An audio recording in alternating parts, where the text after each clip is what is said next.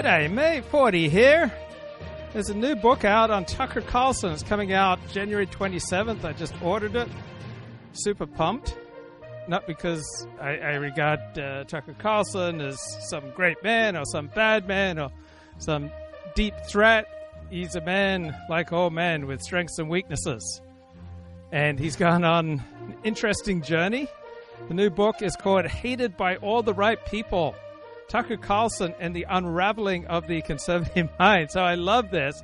This presumes that the conservative mind was ever once primarily driven by principles. And that doggone Tucker Carlson, he came along and he disrupted the conservative mind that used to be driven by objective pursuit of truth and transcended principles of fairness and goodness and kindness. And that doggone Tucker Carlson, he went and perverted and degenerated the conservative mind and conservative media. It's so heartbreaking. Why did Tucker have to do that? How did this one man have so much power to be able to destroy the conservative mind? My God. So, Pod Save America. The author goes on Pod Save America. MAGA evolution, the way the world has changed, the way the media has changed over the last couple decades. So I cannot recommend the book enough. So let's just start at the top. So the book's about Tucker Carlson and kind of like the arc of his career across the establishment media world, his time at Fox, his still very mysterious firing from Fox. And then there's this modern iteration where he is this massive force in independent media, but also like a confidant and advisor to Donald Trump in a lot of ways. At the top. So the first question is like, why did you decide to follow Tucker instead of some of the other big names in conservative media, right? Like a Bannon or a, Ben. So one key thing I learned about Tucker from reading, I think, the last Michael Wolff book, that everyone who spends time with him pretty much likes him. And he's probably the only person in America with a more passionate and fervent following than Donald Trump. Shapiro. And then, I don't know, how do you think Tucker's story kind of tracks that evolution in American politics that we've seen? Well, so the original genesis for the book was I was talking to my agent not too long after January 6th in 2021, and we were talking about doing a book about the coming Republican Civil War, because Donald Trump was clearly gone, right? He was never going to come back from that, right. And it was, and we were talking about how 2024 was going to play out, the various factions within the Republican Party, who was going to sort of triumph in that, and I was explaining to my agent that I thought, all the people who were going to try to inherit Trump supporters, the Ted Cruz's, Josh Hawley's, all those guys, no matter how many positions, like Trump-like positions they staked out, they were never going to get Trump's, supporters, the MAGA base, because they weren't entertaining. They have no charisma. They're not able to kind of hold their attention. I mean, say what you will about Trump, but that is one of his superpowers. He's a, remarkably entertaining figure. Yep. And as just kind of an aside, I said to Chris, the only guy who can do that is Tucker Carlson. And we both kind of paused and we were like, oh, wait a second. That's the book.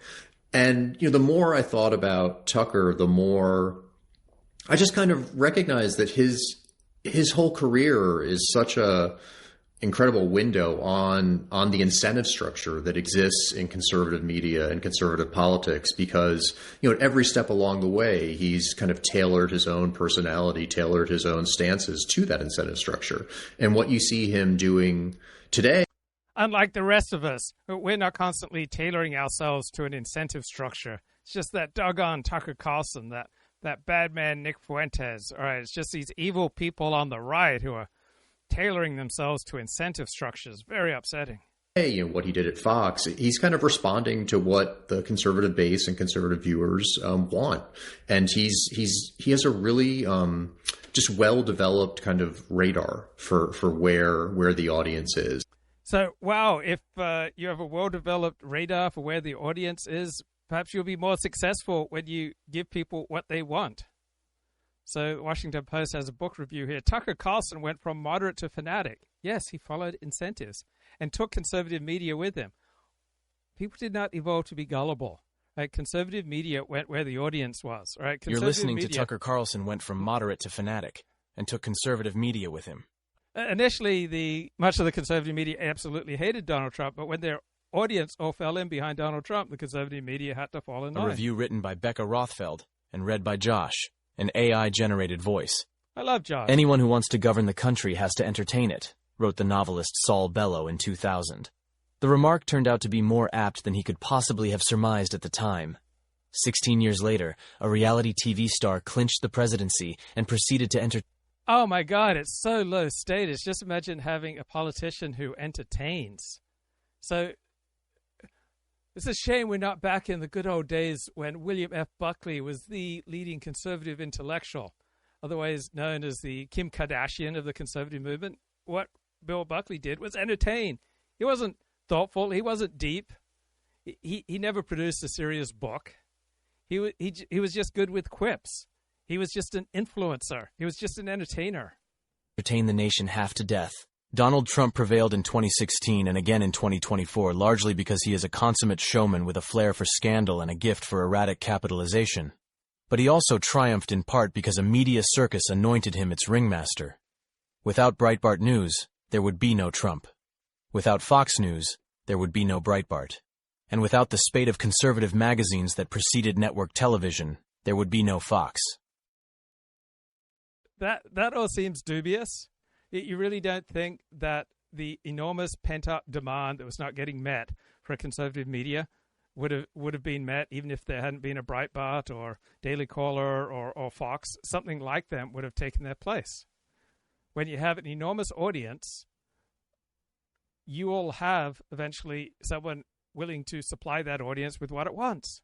The history of MAGA, then, is necessarily also a history of American conservative media, which evolved from a pseudo-intellectual enterprise into a nativist bonanza in just 2 whirlwind decades. And who better... So when it was led by William F. Buckley in National Review, that's when it was pseudo-intellectual? I mean, yeah, that is true. It's pseudo-intellectual then, and parts of it are pseudo-intellectual now. I mean, Jason Zengerle, would he consider himself pseudo-intellectual or a real fair dinkum intellectual? I suspect he regards himself as a true blue intellectual, right? He is just dedicated to objective truth and to nuance. He's not here to paint with a broad brush and to engage in dodgy stereotypes and to weaponize arguments to try to put down the other team. And he's not just here to signal to his own tribe that he's on their side. Better to personify its degeneration than Tucker Carlson. The degeneration, excuse me, how is moving from William F. Buckley to Tucker Carlson a degeneration? Right, Buckley was shallow. Buckley obviously wasn't deep. God, Buckley was an entertainer. He was good with quips. Tucker is good with quips. There's no depth or principle to either person. Not that I expect there to be. Politics is not run by principles, right? Politics is about gaining coercive power of government for your tribe. So look at what ICE is doing. ICE is breaking down doors, going into people's homes and seizing people if they have reason to believe that they are in the country illegally. So the government has the power to knock down your door and to ruin your life. And so the normal self-interested thing is to arrange your rhetoric and your incentives and your narratives to assemble a coalition so that your side, your tribe, can seize the coercive powers of government and protect you from the other side who also wants to seize the coercive powers of government. So it's life and death, man. Think about those people whose doors are getting knocked down by ICE. Think about those people who hate that these people's doors are getting knocked down by ICE. It's coercive. Government ultimately is backed up by force. It has the power to put you in prison. So with those intense incentives, why would you not be doing absolutely everything that you can to seize the coercive powers of government, right? Why is this fight over ICE, particularly in Minnesota, why is it so intense? I'm thinking back to something David Pinsoff wrote in December. Partisan hatred is not a whoopsie. You want to know why partisans hate each other? It's not because they gave in to dumb, primitive urge called tribalism. It's not because they had a senior moment and forgot to check for disconfirming evidence of their propaganda. It's because they are locked in. Zero-sum competition over the coercive apparatus of the state. That's the thing that forcibly puts human beings in prison at gunpoint. The stakes are high. What do we do in high-stakes competition? Do we selflessly sacrifice ourselves for the truth? Do we seek for ontological satisfaction?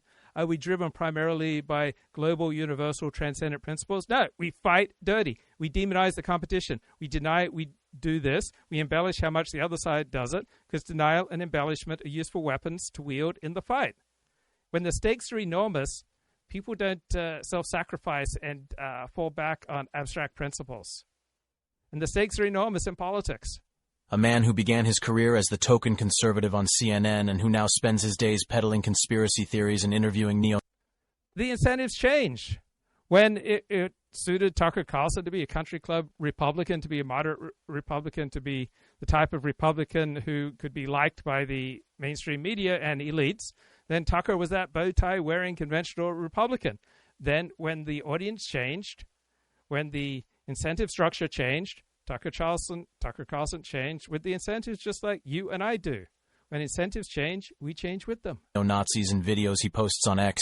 In Hated by All the Right People, Tucker Carlson and the Unravelling of the Conservative Mind, veteran political journalist Jason Zengerle provides an account of Carlson's metamorphosis that is mordant, insightful, vigorously reported, and, yes, guess what? There's no dramatic Tucker Carlson metamorphosis. Tucker is like me. He follows incentives just as trees and plants follow the sun. They grow towards the sun. So too with Tucker Carlson, right? There was no great dramatic metamorphosis. He didn't have a come to Jesus moment. He didn't have this deep change of heart. What happened to Tucker is what happens to you and what happens to me.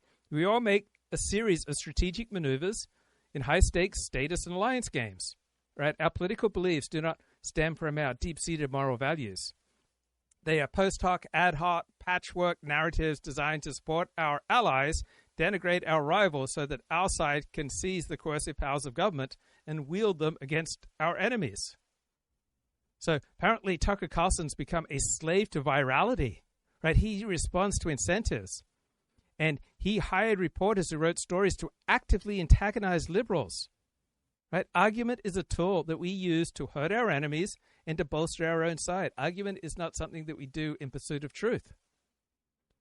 We support our allies, right? We put down our enemies. That bonds us with our tribe, and it denigrates and hurts our opponents. So when Tucker would humiliate his left-wing guests, right, it wasn't because he was debating ideas. He was engaging in a status game. He was engaging in a status game then. He's engaging in a status game now. What am I doing right now? I am engaged in the status game. I am playing the status game that I can provide you more valuable and insightful truths than other people.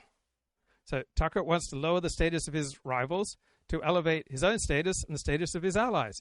I want to lower the status of my rivals, and I want to elevate the status of myself and my allies. Shocking. Deliciously entertaining. It does not hurt that Zengerle was there, at least for some of the events he relates. In the late 1990s, he was a young intern at the New Republic when Carlson, an up-and-coming reporter from a rival magazine, stopped by the office to meet a friend for lunch. Their paths could not have diverged more sharply since. At the time, Carlson was not yet a talking head, and he did not hold the suite of views associated with the so-called paleo-conservative phalanx of the right. Instead of deploring immigration... Okay, let's just put a bookmark in that phrase, so-called. You notice that's an elite signal. So just as Tucker is signaling to his allies and denigrating his enemies, so too this Washington Post reviewer and this excellent journalist. He is such a good writer, good journalist. I enjoy his work. He's a man of the left, though. And so both sides use argument, use words, and use fancy or not so fancy rhetorical tricks to bolster their own side and to put down everyone else. And that one trick that I want to focus on a little later is so-called. So I've often been called a so-called expert on this or that. I don't know if I've often been called that, but once it happened to me, and I've never forgotten it. It happened in Los Angeles Magazine, like a self-billed or so-called expert on Orthodox Judaism, they called me, and some film industry out of the San Fernando Valley. And I wrote a letter to Los Angeles Magazine whenever I ever proclaimed myself an expert in either of these genres. And the author, I emailed the author and he said, write a letter to the magazine. When I called the author on it, when did I ever claim expertise in either of these things? He didn't want to engage in matters of fact. It was RJ someone. He said, oh, just write a letter to the magazine. Bloody hell. So-called, right? When you get that so-called, when it's completely unnecessary, when it adds no depth, when it adds no truth, when it doesn't optimize for truth, when it doesn't add clarity, when it doesn't add sophistication and nuance, when it doesn't add anything, right? It's just a signaling device that you're a member of the sophisticated elite, the good people, and you use so-called to put down people that you don't like. Yes, it's raw, man. It's been used against me a lot. So-called.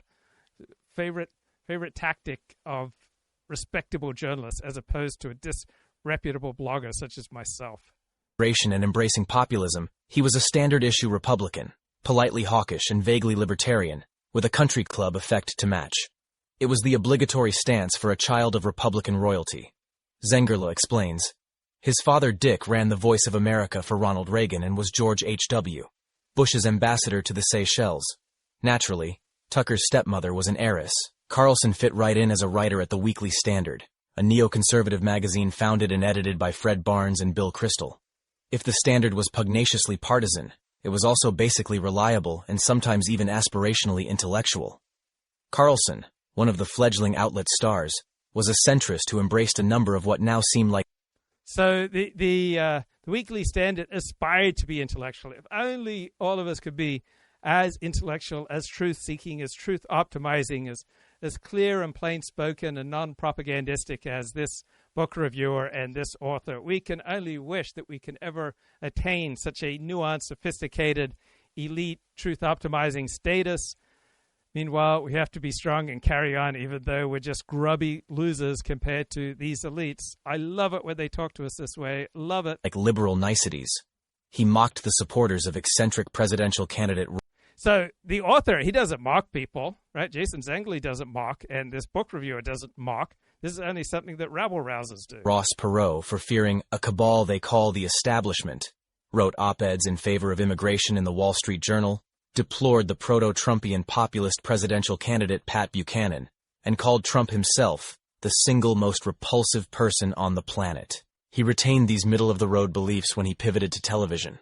So much so that when CNN announced that Carlson would serve as the right-wing host of the debate show Crossfire, Zengerle writes, some prominent Republicans argued that Carlson was insufficiently conservative to represent the right. Was there a definitive moment when this mild figure changed his tune? A number of personal explanations are available to those who care to seek them. Over the decades, Carlson had been accumulating a list of elite grievances. He was rejected from Ivy League schools when he applied to college, humiliated on live television by Jon Stewart, and fired by one news network after another until he was forced to stage a brief return to magazine journalism. So, what led to this metamorphosis? Right? What led to this dramatic change? Where did Tucker Carlson change his tune? Right? We number one, we don't have a stable self. We don't have a stable mind. Right? We don't have a stable story that is consistent. Our stories change. Our mind changes, our self changes depending on the situation, right? We follow incentives. Tucker Carlson had an early career as a polite country club hawk, right? That's not necessarily any more authentic than his current populism. These are just different status moves in different status games. In the late 1990s, the high status move for a child Republican royalty like Tucker was to be a neoconservative at the Weekly Standard. Then, as the media landscape shifts to reward populist virality, Tucker Carlson had noticed, and he said, wow, the incentives have changed, and he changed with them. His beliefs, right? His deeply held moral principles, his authentic moral convictions, his epistemics, his ontological outlook on the world underwent a profound shift to match the new alliance structure that promised him the most power and status. So someone comes to me and say, 40, I promise you power and status. You get to be an important part of this new alliance structure. I just need you to promote XYZ and to dump ABC, right? You think, oh, I have to turn that down. I've got too much integrity. I can't give away my integrity, right? I stand for these internal transcendent principles, right? My politics comes from a deeply felt, long-term, consistent position of small government, low capital gains rates, and making America a beacon of democracy around the world. So Tucker Carlson became a slave to virality, as though you and I are any different and we are not slaves to incentives. Right? We use argument to hurt our enemies and to bolster our own side. We use propaganda to support our allies, hurt our enemies. So Tucker Carlson shifted from mocking Ross Perot's theories about the establishment to champion them. And Tucker wasn't violating any of his own core principles, any core philosophical or political or authentic moral principle. He was swapping one set of ad hoc moral narratives for another. Right? This new perspective better served his current alliance with the MAGA base. So what does ad hoc mean? Right? Seems like a fancy word. Right? When necessary, when needed, created or done for a particular purpose, as necessary. We come up with justifications and explanations and propaganda to support our type of politics and our type of alliance as needed. When the incentive change, when the people change, when you have shifts in the wind, then you change your narrative. Now you're no longer about keeping capital gains rates down. Now you might have other priorities such as reducing immigration. Beneath his collected waspy exterior, resentments were simmering. By the time he found himself with a primetime show on Fox, he had plenty of reasons to want to own the libs. Some of the other personal explanations for Carlson's shift do him somewhat more credit. He first broke with the Republican mainstream over the Iraq War, going so far as to tell the Washington Post that he was embarrassed to have ever supported it. Once he began to question his neoconservative mentor's bloodthirsty bellicosity, he started to question received Republican wisdom more broadly. According to Zengerle, he began by asking what else the people he held in low regard might be right about. Prime among those people was none other than paleo-conservative poster child Pat Buchanan. But the more potent explanation for Carlson's radicalization is material. Hated by all the right people is as much a work of media criticism as it is a professional biography of Carlson. And Zengerle chronicles how first television, then the internet started to reward extremes, privileging provocation and punditry over somber fact-finding. Crossfire did so in an almost laughably exaggerated way.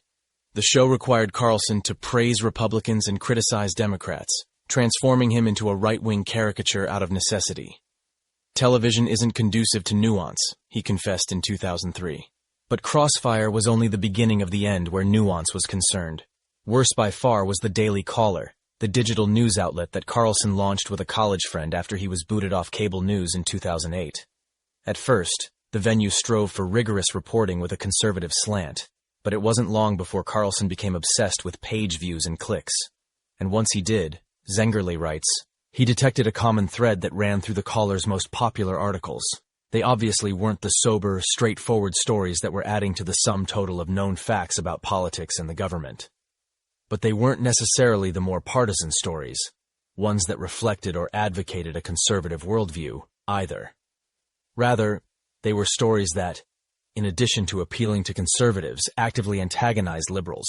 Once Carlson became a slave to virality, his extremism was all but assured. He began hiring reporters with ties to white supremacist groups, reporters who would write flagrantly racist articles about black-on-white crime and the horrors of immigration without batting an eye. Matt Boyle, one of his more prolific recruits, fielded a question about what his politics were when he was applying for the job. Sorry about that. Very inconvenient. But sometimes I have to put people first. It's because I'm just such a caring, sharing guy. CIA loser. Does that refer to myself or Tucker Carlson? No one's ever called me a CIA loser. I mean, that would be awesome. I hope I can become a CIA loser. All right. Here is the interview with the author, Jason Zengerle. And he's had that his entire career. I mean, sometimes it's, failed him in certain instances, but I think for the last 10 years or so, it's been operating on, kind of the highest level. And he's just a really good vehicle to kind of tell this much larger story about how we've gotten to this place where we've gotten. Okay, so you said 1,000 things there that I want to follow up on, so I'll try to choose a few. And at the end, I want to ask you about whether Tucker himself might run for office, but let's put a pin in that one. So, as you mentioned, like Tucker benefited he's a great writer, right? He was a great magazine reporter, and he benefited from some very correct early political predictions. For example, you write about how he wrote this kind of scathing, iconic takedown of George W. Bush in 2000 that got at a lot of the personality traits that would ultimately destroy the Bush presidency. And then Tucker was also one of the first people at Fox News who took Donald Trump seriously. How do you think Tucker kind of was able to judge those two correctly before others did? And then what was the impact, do you think, of that early symbiotic relationship with Trump on Tucker's career? Well, I think Tucker, when he was a magazine journalist especially, like, he had a really good bullshit detector. And he was also, like, pretty courageous. Like, he was not afraid to kind of cross, the important conservative figures, not afraid to go against the conventional wisdom. With Trump, Tucker is a great writer, all right, and he's very funny, very sharp, and very brave, and this all makes him compelling.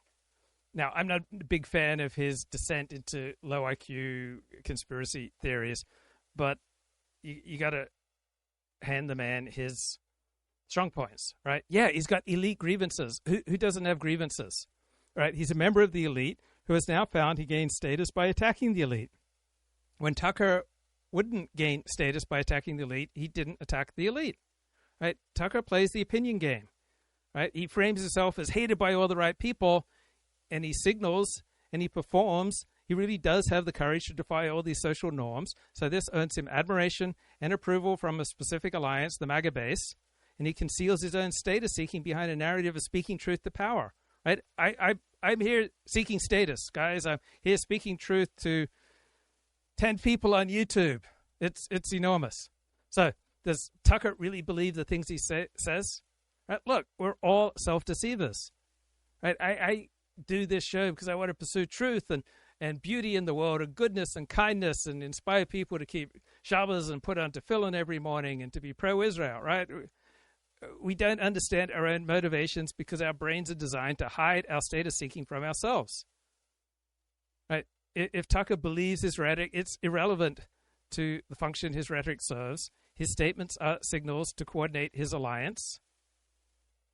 Right? If Darryl Cooper or Nick Fuentes provide the necessary content to keep his alliance energized and his rivals enraged, then Tucker's brain will generate whatever internal feeling of belief is required to deliver and justify those signals effectively. Right? I don't think anyone is taking cues from Tucker Carlson who isn't already predisposed in that direction. We did not evolve to be gullible. We evolved to be tribal. Right? We will misinterpret our own behavior as being fooled or brainwashed, when in reality, we are making calculated social moves. So our brains are designed to be vigilant, to be skeptical towards information that could lead us astray. Right? We don't simply absorb Tucker Carlson's views because we are silly and naive. We adopt Tucker Carlson's views to the extent that they serve as useful alliance signals. If you're a member of a group, right, adopting some type of pro-group rhetoric and following the performance of your group's leader like a Tucker Carlson doesn't show vulnerability and gullibility. It's a sign of loyalty. You repeat fanatical talking points and you signal to your allies that you are one of them, and you signal to your enemies that you are a threat. So if titans of industry and members of Congress take their cues from Tucker Carlson, then those cues are coordination signals. It's not about information. It's not about truth and philosophical consistency. Right? Elite figures aren't being convinced by Tucker Carlson's logic in private. They recognize that he has the air of a massive following, the base, and they ignore their base to their detriment. Now, if you want to remain high status within that particular alliance, then these elites must align their public rhetoric with Tucker Carlson. He acts as the focal point. He's the one who determines what the current winning arguments are for this particular side of the political spectrum. We are most gullible to ourselves. Right? To be an effective ally, your brain hides your true cynical motives, your desire for status and power from your conscious mind. This allows you to say things that are factually untrue while feeling a genuine sense of moral conviction and moral outrage. So when Tucker Carlson's audience listens to him, they're not being duped. They're engaging in a joint project of narrative construction. Tucker Carlson provides the ammunition and the arguments. The audience provides the deployment, repeats those arguments within their own social circles. They gain strength and they feel good from doing this, and it has absolutely nothing to do with telling the truth. Whatever you want them to be, he replied. He ended up becoming one of the site's most read reporters before he was lured away to its biggest competitor, Breitbart News. Breitbart soon left Carlson's team in the dust, becoming the premier destination for alt-right griping and one of the first and most outre in a soon-to-be crowded market. But Carlson brought... So as Breitbart and Daily Caller and Tucker Carlson serve a highly intense in-group, right, they're going to serve a highly intense in-group with a highly intense sense of grievance. Right? All intense in-groups have an intense sense of grievance, whether on the left or the right, or among Jews or gays or blacks or Christians or white people or brown people or yellow people or black people or red people or pink people. Right? Every strongly identifying in-group has a particularly intense sense of grievance. About the lessons he had learned during his submersion in the vitriol of the internet with him when he returned to television in 2009, this time to Fox News. Many of his peers on the network were initially skeptical when Trump announced his presidential bid in 2015. But Carlson had seen firsthand how nativist posturing played with the base. Ever since he'd launched the Daily Caller, Zengerle writes, he'd been immersing himself in its web traffic metrics. They served as an early warning system for Carlson about where the conservative base was headed, and how a populist candidate who explicitly ran on nativism, white grievance, and sexism might have a lane in a Republican primary. Carlson was right, and his reward was Tucker Carlson Tonight, which ran during a coveted evening slot and soon became the most-watched show on cable news. Well, Tucker Carlson was among the first conservatives who made the argument for Donald Trump and his movement in late 2015. So Tucker was able to provide a coherent and appealing version of Trumpism in the middle of all the bizarre things that Donald Trump would say and do. News. Once, he had encouraged the staff of the Daily Caller to vilify their political opponents in the rapid pursuit of clicks. Now, he did the same each weeknight, inviting the most outrageous and inarticulate left-liberal guests he could find for the sole purpose of bashing them. For many of his viewers, it was a revenge fantasy come to life. It turned out millions of Americans loved watching someone who could reliably and serially humiliate people they despised, Zengerle writes. Although Carlson also served to... So this Washington Post book reviewer doesn't have any interest in humiliating her political enemies. And Jason Zengerle, the author, he isn't all about humiliating people on the right. Give me a break. Promote Trumpism without Trump. That is, to synthesize the erratic president's often inconsistent statements into something approaching a cohesive paleo-conservative worldview. He attracted viewers primarily because he had mastered the dark art of courting outrage. When he was fired from Fox in 2023, it was the only art he had left. If Carlson was already leaning toward Trump in the 2024 presidential race, Zengerle writes, his firing from Fox practically forced him onto Trump's lap. Recent guests on the show he broadcasts on X and on his website include Daryl Cooper, a popular podcaster and Holocaust denier, and Nick Fuentes, a neo-Nazi. Does Carlson... So would Daryl Cooper be a Holocaust denier or Nick Fuentes a neo-Nazi if there weren't strong incentives, if there wasn't an enormous audience that wanted this kind of edgy material? No. They're both giving an audience what they want, and they're signaling to their audience that they're willing to burn all bridges to polite society. But we don't have to take people at their word. Just because someone mocks the Holocaust or says really edgy things doesn't mean that we should automatically ascribe to them everything that they're claiming for themselves. People rarely say what they mean. People rarely mean what they say. Instead, people respond to the incentives of a particular situation. Carlson believe the outlandish things he says now? The things about them and the ruling class? About the Jews and the elites? Is that even the right question? Whether Carlson really believes the awful things that he says these days matters less than that he says them at all, and that millions of people, members of Congress, titans of industry, the president, and just everyday Americans, listen to and take their cues from him, Zengerle writes. Then he adds, what matters is that by saying these things, Carlson has finally achieved the fame, power, and influence. So would people take their cues from Tucker Carlson if he didn't meet their needs, if he didn't meet their tribal needs, if he didn't meet their needs to humiliate their enemies and to buck up and bolster their friends? No. Tucker is influential because he serves the needs of a particular audience. He realizes what people want to hear, and he tells them that. Influence that for so long eluded him. In other words, right, there's no me without you. We're in this together, right? You think I could perform this high quality if I wasn't receiving so much amazing feedback in the chat right now. I got a good afternoon, I got a blessings, I got a Dobry Den comment, and I got CIA loser, right? That's the sustenance that keeps me going. That's how together we create this magic. You think I could just stand here on my own? You think I just roll out of bed looking this amazing? You think I can just walk down the street and be this articulate? No, I'm only this articulate, this blindingly brilliant, this profound and provocative and exciting and deep and life-changing, because we're in this together. We're building a tribe of truth seekers. My fellow patriots, here I stand. I can do no other. So help me God. What matters is that he has become disastrously, perhaps fatally entertaining, hated by all the right people. Disastrously, fatally entertaining. Wow, that sounds really bad. Tucker Carlson and the Unravelling of the Conservative Mind, by Jason Zengerle. Woo! That was intense. Okay, so Tucker Carlson's not taking conservative media with him. He's not just some master of persuasion. He's not just so brilliant that if Tucker was to go out and say, you should suck off a dog, then therefore millions of people are going to go out there and suck off a dog. All right? He is only persuasive to people who want to be persuaded. All right? It wasn't my silver tongue that got me into bed with various beautiful women over the course of my life. Because they wanted to, because they wanted some of this. Right? What Tucker did is he identified the most potent status incentives, and he provided a narrative that allowed people to pursue those incentives and feel like heroes. Who doesn't want that? So the Washington Post concludes its review. What matters is that he has become disastrously, perhaps fatally entertaining. Right? This is classic status closure. When a writer calls something fatally entertaining, they're not observing a truth. They're not making a scientific observation about the survival of the Republic.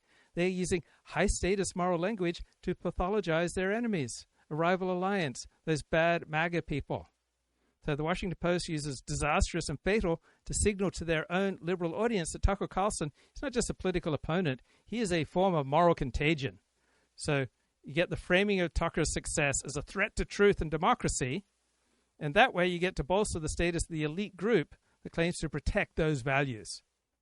So the use of this hyperbolic language is just another tool in the argument game. It's another tool in the political and assembly of alliances game. It's just another tool in the opinion game. Right? It's an attempt to claim narrative dominance. You label Tucker Carlson as entertainment rather than discourse. That's what the Huffington Post did to Donald Trump when he first ran. They ran for president in 2015. For months and months and months, they would only cover him in the entertainment section. And boy, that was devastating. So the book review critic and the author want to strip Tucker Carlson of any intellectual legitimacy. And Tucker has some intellectual legitimacy. He also has a ton of intellectual buffoonery. He's a complicated and mixed man who responds to incentives. So the Washington Post and the author of this book both claim the moral high ground, right? They put out this self-righteous tone as a barrier. They want to show that they are part of the high-status rational class, the educated people, whereas Tucker Carlson and his audience, part of a low-status mob, a rabble, a circus. What's the role of argument in politics? To hurt our enemies and to bolster our friends. If Tucker is entertaining, his supporters are merely spectators rather than citizens. Just another sophisticated way of lowering the status of millions of people. So the critic here in the Washington Post is not just reviewing a book. They are participating in the same alliance behavior that they accuse Tucker Carlson of doing. They are providing ammunition for their own side. So if a reader already dislikes Carlson, this fatal framing feels like a profound insight. For everyone else, it feels like an attempt to shut down a rival's influence by declaring it dangerous and entertainment. So when you call a media figure fatally influential, it assumes a level of fragility in the social order that probably does not exist. We did not evolve to be gullible, and a single entertainer cannot unravel a mind, the conservative mind, the conservative media, or the American nation. But if you call somebody fatal, right, then you get to justify aggressive countermeasures, right? Everything is on the table. Once you paint Tucker Carlson as fatal for the American Republic, then any response to Tucker Carlson is morally licit. There are no longer any moral safeguards for how you react to Tucker Carlson.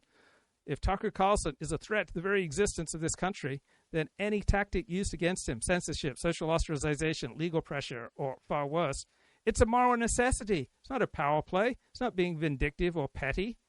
It's a moral necessity because we have this great moral contagion that's being unleashed by Tucker Carlson that threatens to be fatal to the American Republic.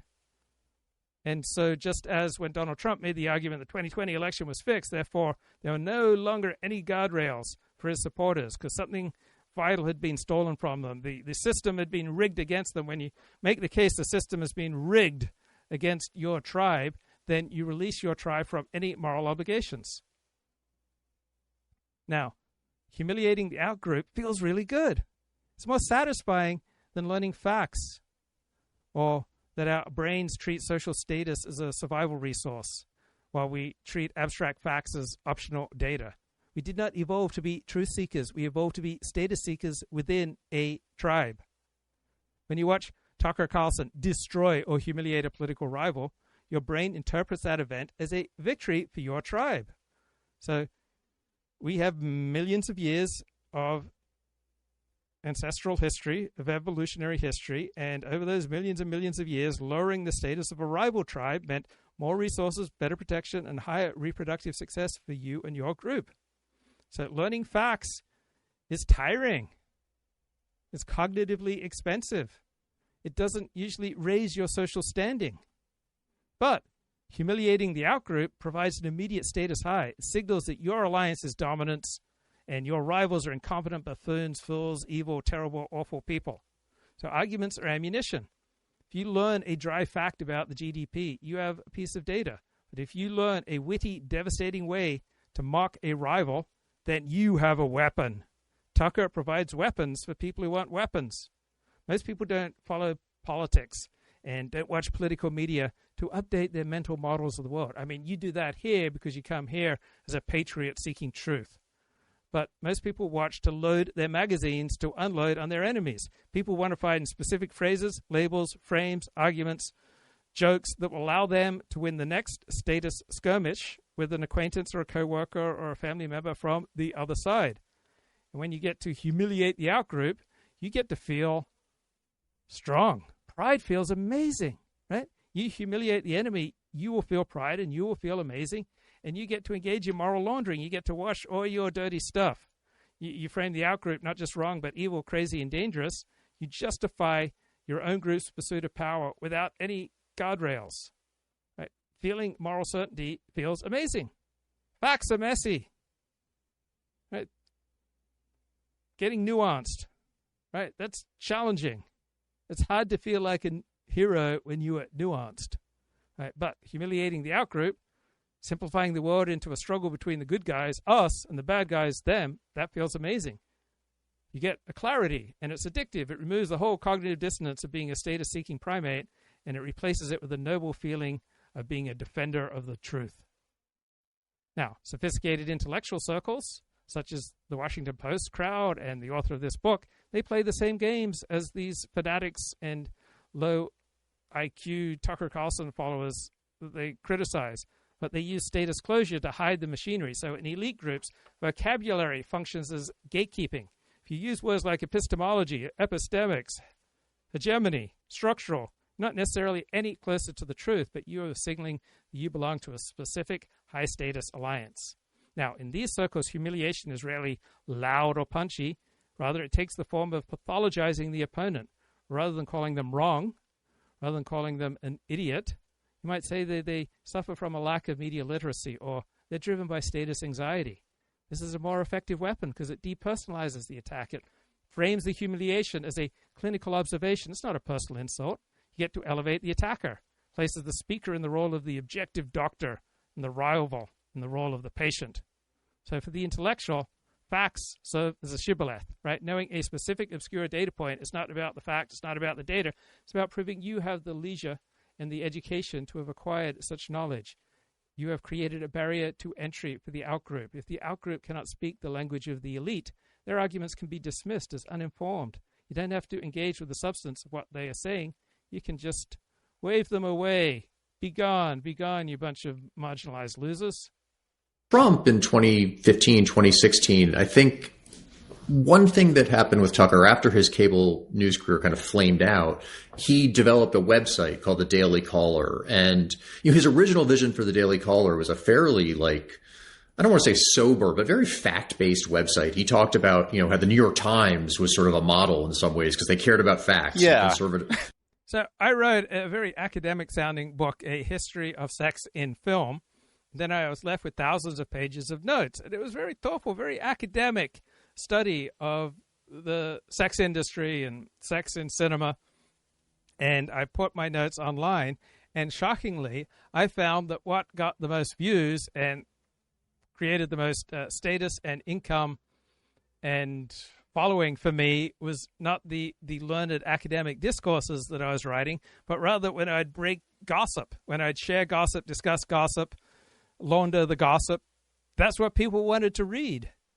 And I had the most lofty and noble aspirations, but I responded to the incentives and I became a little bit of a gossip monger, God forbid. So intellectuals get the same dopamine hit from a perfectly worded takedown in a literary review as a MAGA supporter gets from a Greg Gutfeld or Tucker Carlson monologue. Right? The pleasure comes from that shared recognition of superiority. Like, now that you're here, right, now that the crowd's around, we've got 13 people here, we've got Bob Altberger here, we've got Elliot Blatt, right? The superior people are here, the true patriots are here, right? The people who understand what's going on, right? You may be struggling, we may be struggling, but at least we see through the bullshit, right? We're superior men. And here we are gathered together, dearly beloved. Such a thrill, right? Is there anything better than sharing in this recognition of our own superiority? Right? When intellectuals laugh at Donald Trump, they are reinforcing their own internal hierarchy. They are reinforcing that they are the right people. They understand the real world. Everyone else is just seeking entertainment. But you're my fellow truth seeker. You appreciate nuance. You appreciate sophistication. You appreciate seeing through the BS, my fellow patriot. I don't remember that really playing out quite like that, so, but that was the early pitch, wasn't it? That was the early pitch, and that was the first staff that he hired. I think he realized very quickly that there was not an audience for that. But, in recognizing what the audience was. See, as opposed to me, I've been live streaming almost every day for 8 years, and I have received abundant evidence over the past 6 years that there's very little audience for what I'm doing. But I soldier on because I am a devoted servant of the truth. I can do no other. So I didn't have Tucker Carlson's level of awareness. I haven't studied the metrics. I'm not willing to fire up the low IQ conspiracy theories. I would just prefer to spend my time with superior men such as yourself. We band of brothers. I mean, that's who we are. We're a band of brothers, right? We're not large in number. We are few, right? We happy few, right? That's what's going on here, right? We're a band of brothers, and tell you what, for he today that sheds his blood with me shall be my brother. Be ye never so vile, this day shall gentle his condition, and gentlemen in England now abed shall think themselves accursed that they were not here. They will hold their manhoods cheap while any speaks that fought with us here upon St. Crispin's Day. My band of brothers. He was able to see that, conservative viewers really wanted, kind of like nativist content, kind of racist content, focus on black on white crime and things like that. And he saw nativist content, racist content. And please understand, these are just objective, unbiased, nuanced descriptions of reality here, right? He's not just putting down the other side. He's not trying to humiliate people with a different perspective or in a different hero system, right? He's just objectively optimizing for truth here. He's not like the rabble that listened to Tucker Carlson. He's just stating things that are just objectively true, that Trump supporters are a bunch of nativists and racists. saw the gap that existed between the conservative base and the Republican establishment, I think, a lot earlier than, most conservative pundits did, just because he had the And that's such a bad thing, what Tucker did. He told people what they wanted to hear. Is that repulsive or is that repulsive?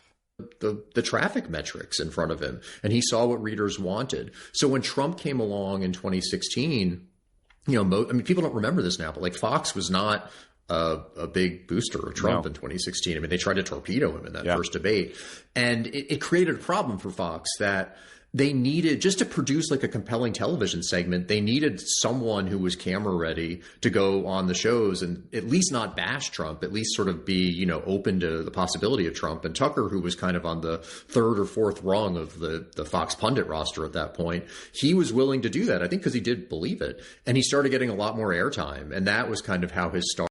So he apparently is one of us guys. He sees through the BS, man. This author. Right, he's one of the good guys. Right, he's not just being self-righteous here. He's not playing any kind of status game. He's not just about signaling to other members of his particular elite alliance that they share a superior vantage point. And apparently, this book teaches us that the history of MAGA is also a history of American conservative media. That it evolved from a pseudo-intellectual enterprise into a nativist bonanza in just two in decades. Whoa! Did you realize that we're in the midst of a nativist bonanza? And this description, nativist bonanza, that's just a plain, simple, objective description of reality. There's no virtue signaling. There's no attempt to humiliate the other side here. He's just optimizing for truth. And who better to personify his degeneration? Again, degeneration is just objectively true. All good people understand that this is a degeneration, that we used to have those high and mighty days of William F. Buckley running National Review when it was just all so high-minded and ethical and moral and philosophical with transcendent eternal verities, right?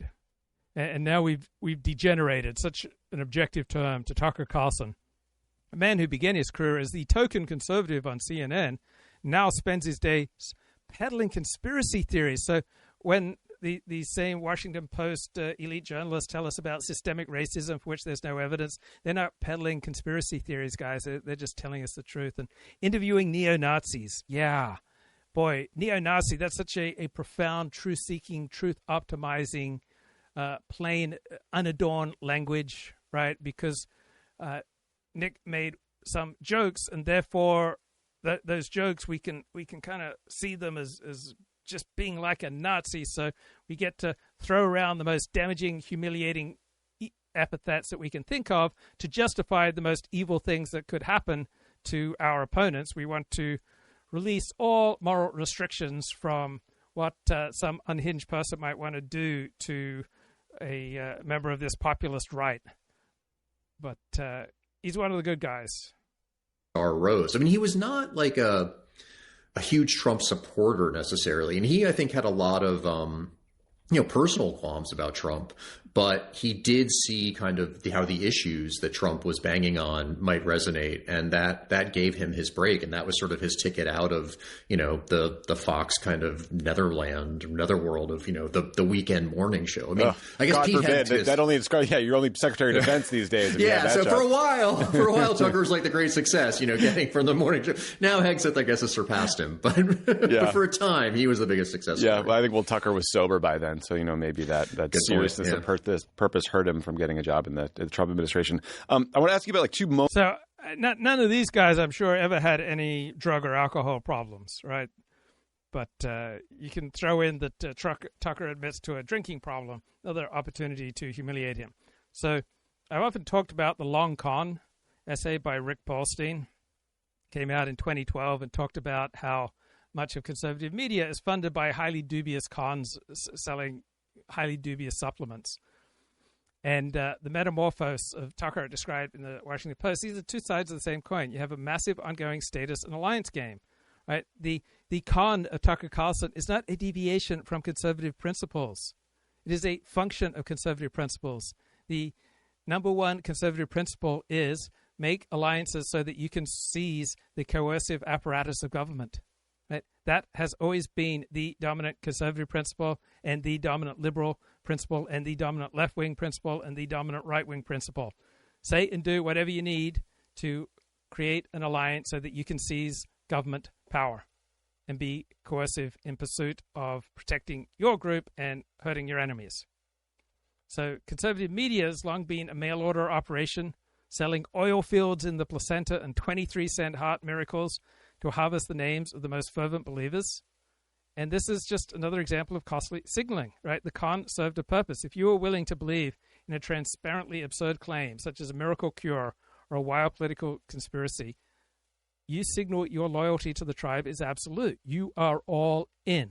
It's not so much a matter of that you genuinely believe these crazy things after great deliberation. You just want to signal something to your tribe. The con serves a social purpose. If you're willing to believe all sorts of absurd claims, right, you are all in with your tribe. Now, the Washington Post mourns the pseudo-intellectual past of conservative media. Right, that's nonsense. Right, Bill Buckley, there wasn't anything intellectual about him. He was just a Kim Kardashian of influences. Right, Tucker Carlson is not using a different con. Right, he's appealing to a particular audience, just as William F. Buckley in National Review tried to appeal to an audience. Right, Buckley in the old National Review used the language Austrian economics and neoconservatism to try to coordinate their elite alliance. So it's not that Tucker's moved from truth to conspiracy. He moved from a coordination game that focused on the elites to a mass-focused coordination game. It's not better or worse. Right. Now, the Washington Post says this is a degeneration. Right. This is the elite's way of saying, wow, the game that Tucker's playing now is just lower status than the one we play. Right. And it's a put down here that Tucker is faithfully entertaining. So all successful political communication is entertainment in the sense that it must satisfy the listener's psychological need for status and tribal victory. Right? Lying is an initiation into any ruling elite. Right? Signaling loyalty via shared fictions is an initiation into any political elite. The con has always been there because the con is how political alliances are built and maintained. You have to signal your loyalty to some nonsense, and that is the ticket to joining an elite. Right? The people who buy the snake oil and buy the conspiracy, they're not stupid. They are strategically self-deceived that they want to show their loyalty to their tribe. Their brains, understandably, prioritize social survival and staying in the good graces of their alliance over any epistemic accuracy, the literal truth of the heart miracle 23-cent, whatever it was. So taking cues from Tucker Carlson is not about getting tricked. It's about a mass audience seeing a leader who's willing to say the things that humiliate their enemies and choosing to follow that leader because it raises their collective status.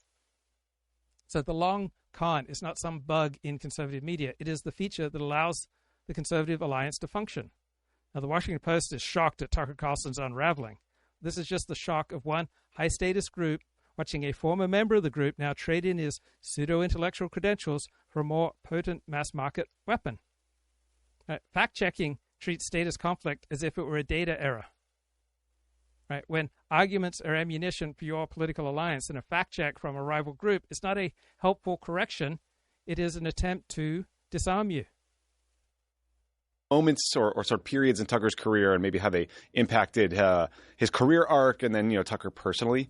The first is this now iconic moment in 2004 on the CNN show Crossfire. So for the kids out there who don't remember Crossfire, congrats. The gist is it was a cable news debate show that was essentially murdered on air by Jon Stewart, who told the hosts that they were hurting America, and the show was canceled not long after. The second moment is fast forward July 2020. So Tucker Carlson is one of the hosts of Crossfire. I should have said that. The second moment is July of 2020 when Tucker Carlson Tonight, Tucker's then Fox News show, becomes the highest rated TV program in U.S. cable news history. How do we get from here to there? You know what I mean? It's extraordinary when you think about it. Yeah, there are a lot of steps along the way, as I try to detail in the book. I do think though you can't consider what Tucker is today without thinking about that Jon Stewart appearance, because I mean that Stewart killed Crossfire, and he really killed Tucker's career. I mean, Tucker was let go from CNN not long after that. He washes up at MSNBC.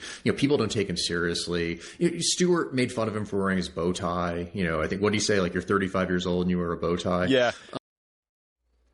So when a fact checker labels a claim false, they are telling one side of the political spectrum that their ammunition is defective, and people don't like that. People use their claims to signal loyalty to their side, and then admitting that a claim is false betrays your side. So to accept the fact check is to lose status within your tribe. We're really good at motivated reasoning. If a fact threatens our social standing, our brain will work overtime to find ways to dismiss it. You won't look at the data, you'll look at the source. The source is an elite institution who you already distrust. The fact check becomes evidence that your original claim was so dangerous to the establishment that they had to try and suppress it. You may have heard that we need a shared reality, guys, to function as a society. We've never had a shared reality based on objective truth. We've only ever had shared narratives managed by different political alliances, when one group loses the power to define that narrative. Right? As the moderate gatekeepers did when Tucker Carlson shifted toward populism, they experienced it as a crisis of truth. In reality, it's just a crisis in their own influence. The new alliance isn't ignoring the facts now. They're simply using a different set of facts to coordinate their power and their signals and their narraratives. You called him a dick or something? He called him a dick. Yeah, in front of a studio audience that is cheering Stewart on. I mean, it was and then Paul Begala, who was the host on the left, like, he's not saying anything. I think he kind of like sort of, he's like Homer Simpson, kind of fading into the bushes, and like Tucker's the one sort of, arguing with Stewart, and he just got destroyed. And, for Tucker, I mean, he had been really riding high before that. And, he's the youngest host in CNN history. Crossfire, I mean, people might not know about it today, but like at the time, it was the preeminent political show. Yeah. And being in the chair on the right, I mean, that was a very prestigious thing. And it really, it destroyed Tucker's career. And So do you think this author enjoys fact-checking? Right? People who do fact-checking, they love the status boost.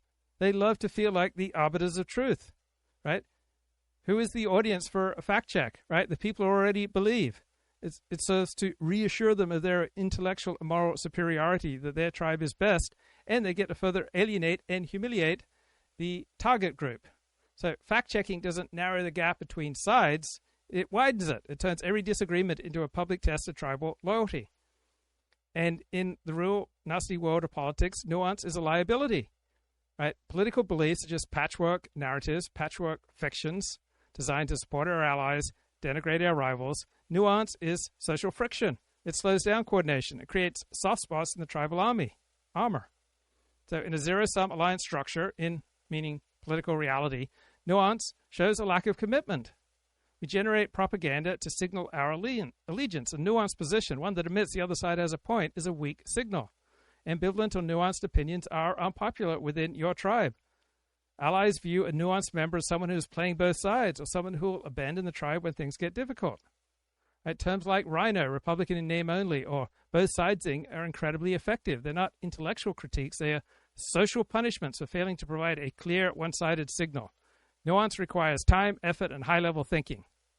It's a really bad tool for mass mobilization, right?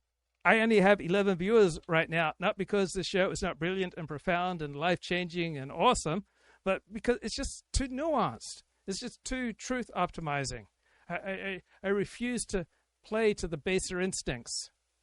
So for an alliance to act effectively, everybody needs to be on the same page. A simple black or white slogan is a much better coordination tool than a 50-page policy paper with 10 caveats or a 5-hour Luke Ford live stream. So simple narratives create focal points. Everyone now knows what the correct tribal position is. You bring along nuance, that introduces ambiguity, which leads to internal fragmentation, right?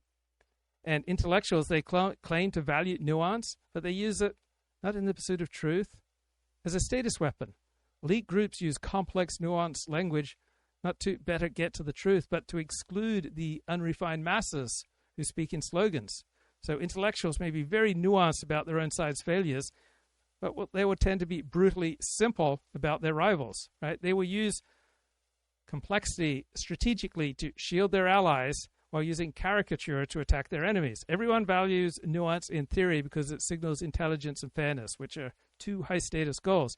In the actual practice of public life, nuance is a bug that gets in the way of the goal, winning the status competition for your side. So describing Donald Trump as running on nativism, white grievance, and sexism, right? That's just the type of objective, sophisticated analysis we need, not that kind of Tucker Carlson rabble-rousing, right? This is not an objective, neutral analysis of data, right? Nativism, white grievance, and sexism powering Donald Trump. It's a high-status coordination signal used by a rival alliance to consolidate its own power, make its own side feel good, and to put down the Trump MAGA side. I think it sort of bred in him a lot of resentment because he was very much a part of, the DC kind of political and media elite.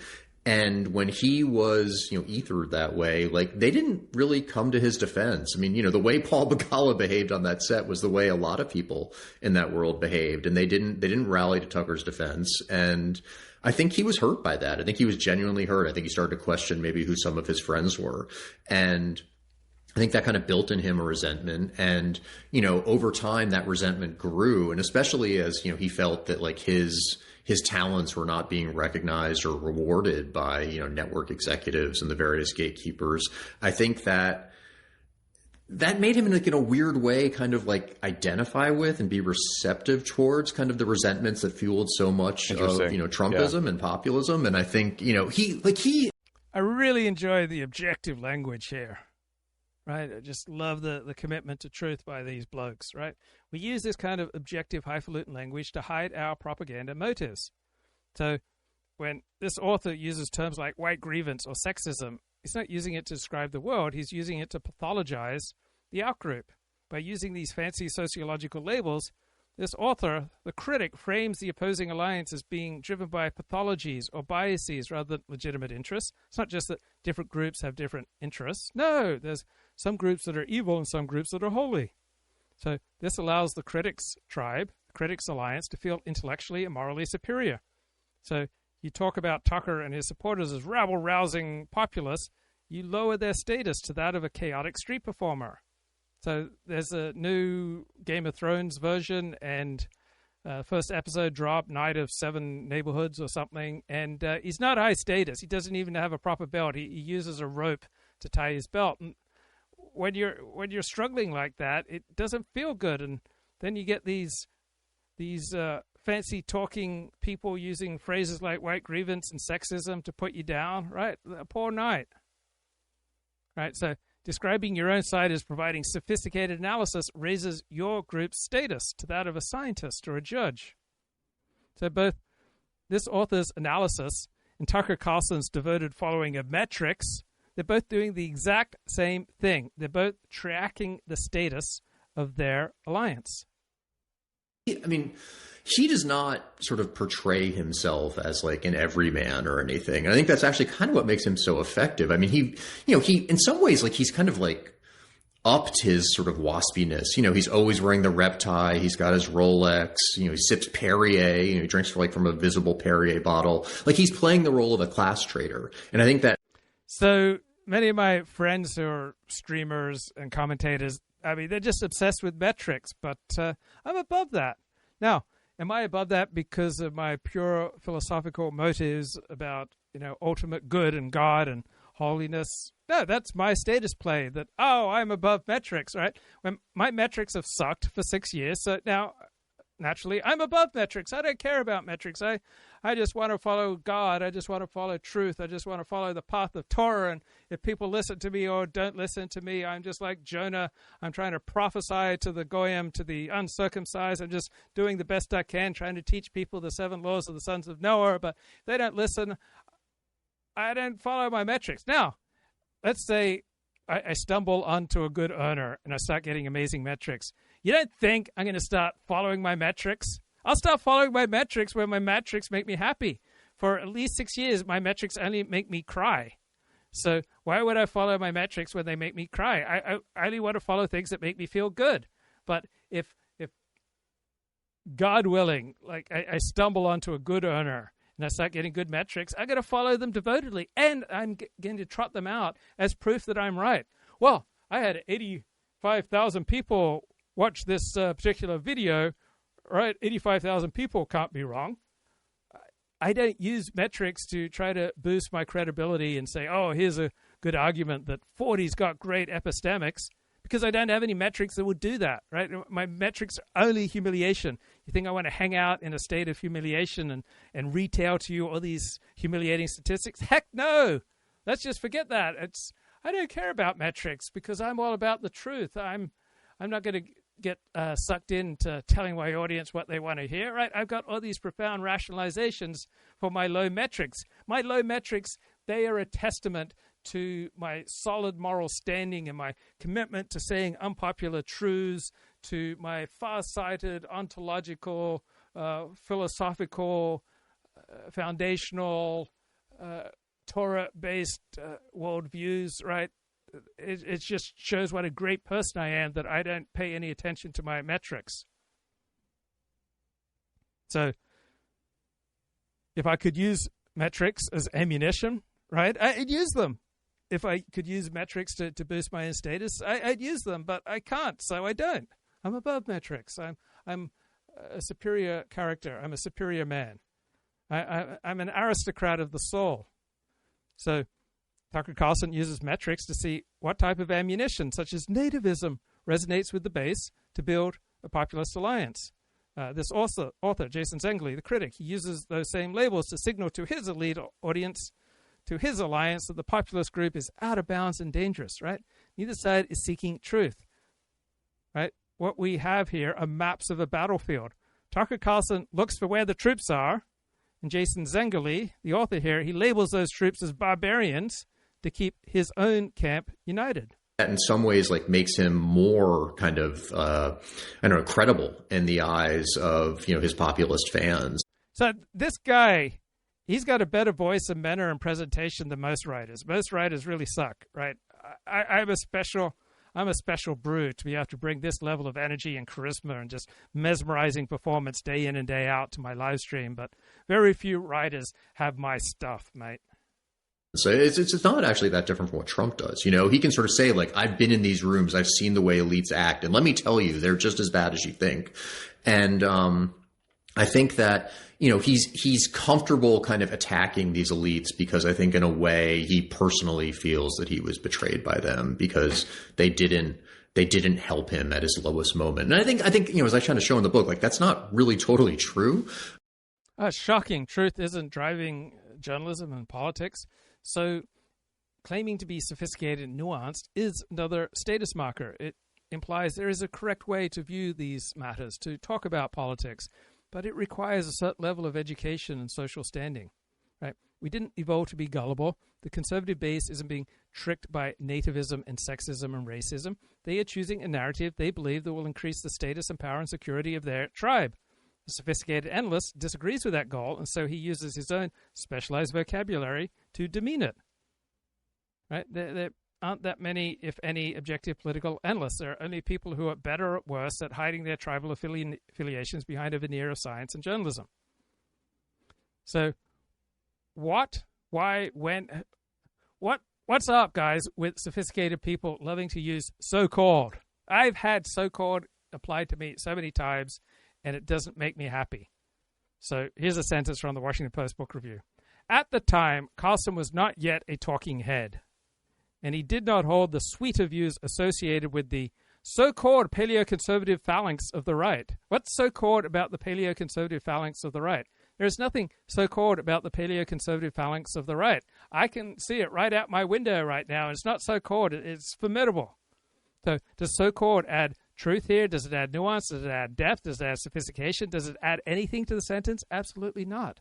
So using the phrase so-called is just another game. It's just another sophisticated maneuver in the status game, and it's a way to use a linguistic disclaimer that protects the speaker's own status while subtly undermining the subject. Right? I know what it's like to be subtly undermined by various elite journalists. It's not fun. It doesn't feel good, bro.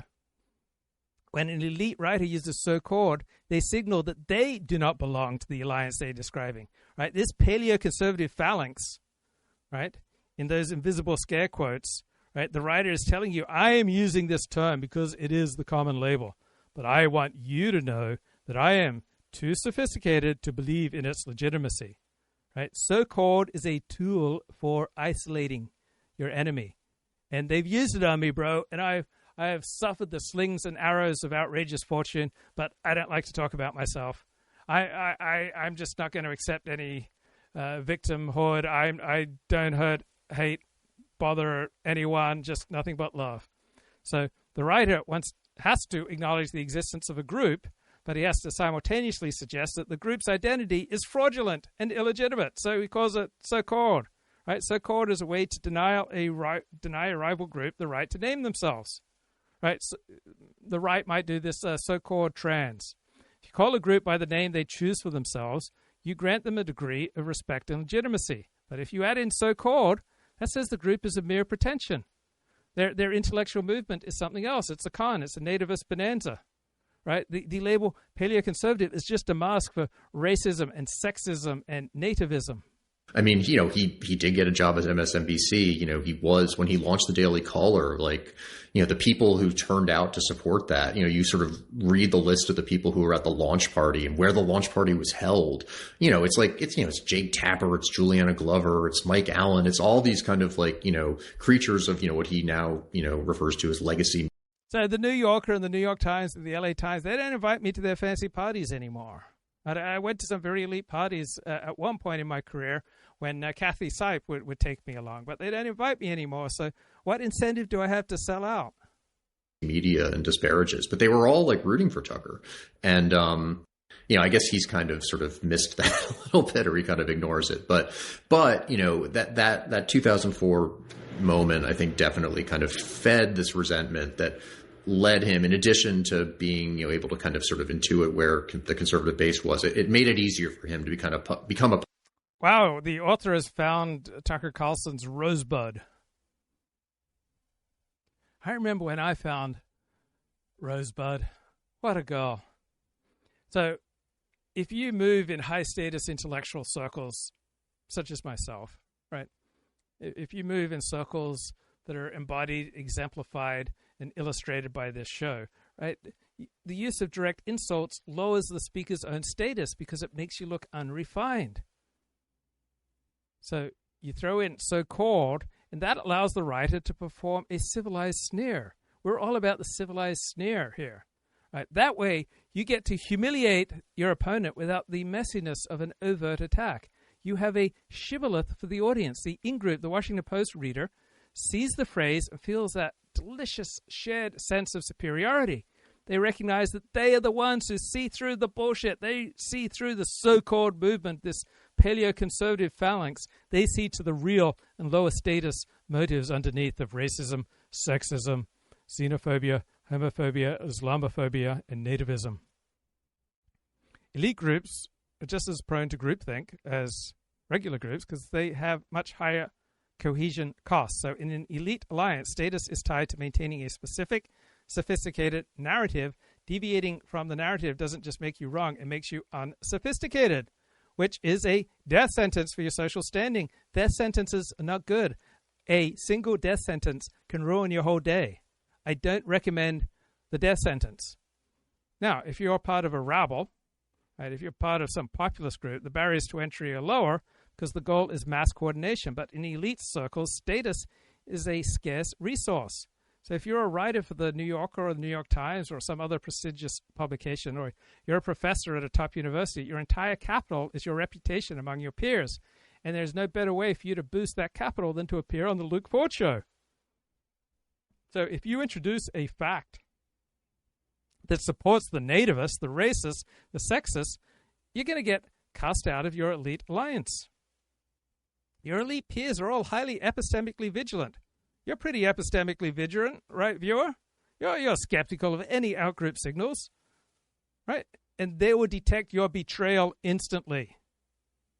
So intellectuals are not just people who think. Intellectuals are people whose job it is to produce high-quality alliance signals. So groupthink in elite circles is driven by the need to use the latest correct terminology and correct narrative. And if you use an outdated term or an out-of-date narrative, that shows that you are no longer at the center of the tribe. And life is much better if you get to live at the center of the tribe, if you're Mr. Popularity, such as myself. Everyone in the group is trying to out-signal each other with sophisticated analysis. And that way, the elite group tend to drift further and further from the vulgar reality of the masses. So this creates a feedback loop where the only way to gain status is to be even more aggressively elite than the person next to you. You think my life is easy? So groupthink is easier to hide in elite circles because it is wrapped in the mantle of expertise. You must trust the experts. So if MAGA or populists or Republicans or some kind of populist group agree on something, it's a mob. If an elite group agrees on something, it's a consensus of experts. When an elite group's narrative is challenged, they don't just ignore the challenge, they use complexity to bury it. They create moats of jargon and credentials that make it impossible for an outsider to critique them. Well, have you read this book? So the rabble is loud, the rabble is erratic, but the rabble will be more ideologically diverse because they have less to lose. The elites are trapped in a high-pressure status game where correctness is determined by the group's current coordination needs, not by objective truth. So in the Washington Post review, the critic feels comfortable using terms like white grievance as if it was a settled scientific fact because it is the required password for entry into this high-status conversation. Populist and, stick the knife in these people who had once, been his friends and his, his allies and his cheerleaders. Yeah, to a level of success that is almost unimaginable. I mean, like 4 million people a night were watching that show or something like that. I mean, it's unbelievable numbers in cable. Yeah, I mean, and like to his credit, it was so different from the other Fox shows. I mean, if you tuned into Hannity or you tuned into Laura Ingraham, like you knew what you were going to get, right? Like Tucker was like pretty unpredictable. And it wasn't as Trump focused and Trump obsessed as those shows were. I mean, he obviously was, supporting the administration for the most part, but he tried to maintain like a little bit of personal, I think, distance from Trump during that first term. And I think that made the show in some ways like more interesting. I mean, not just to like sort of regular viewers, but I think it was always, like conservative intellectuals like that show. Like you could actually like read like a Ross Douthat column about a Tucker Carlson monologue. Like you would never get that about, a Sean Hannity monologue or a Laura Ingraham monologue. Yeah. Like it was operating at like a higher level. Yeah, no, it certainly seemed like Tucker, I mean, he was personally investing maybe more of his time and energy into the writing, whereas...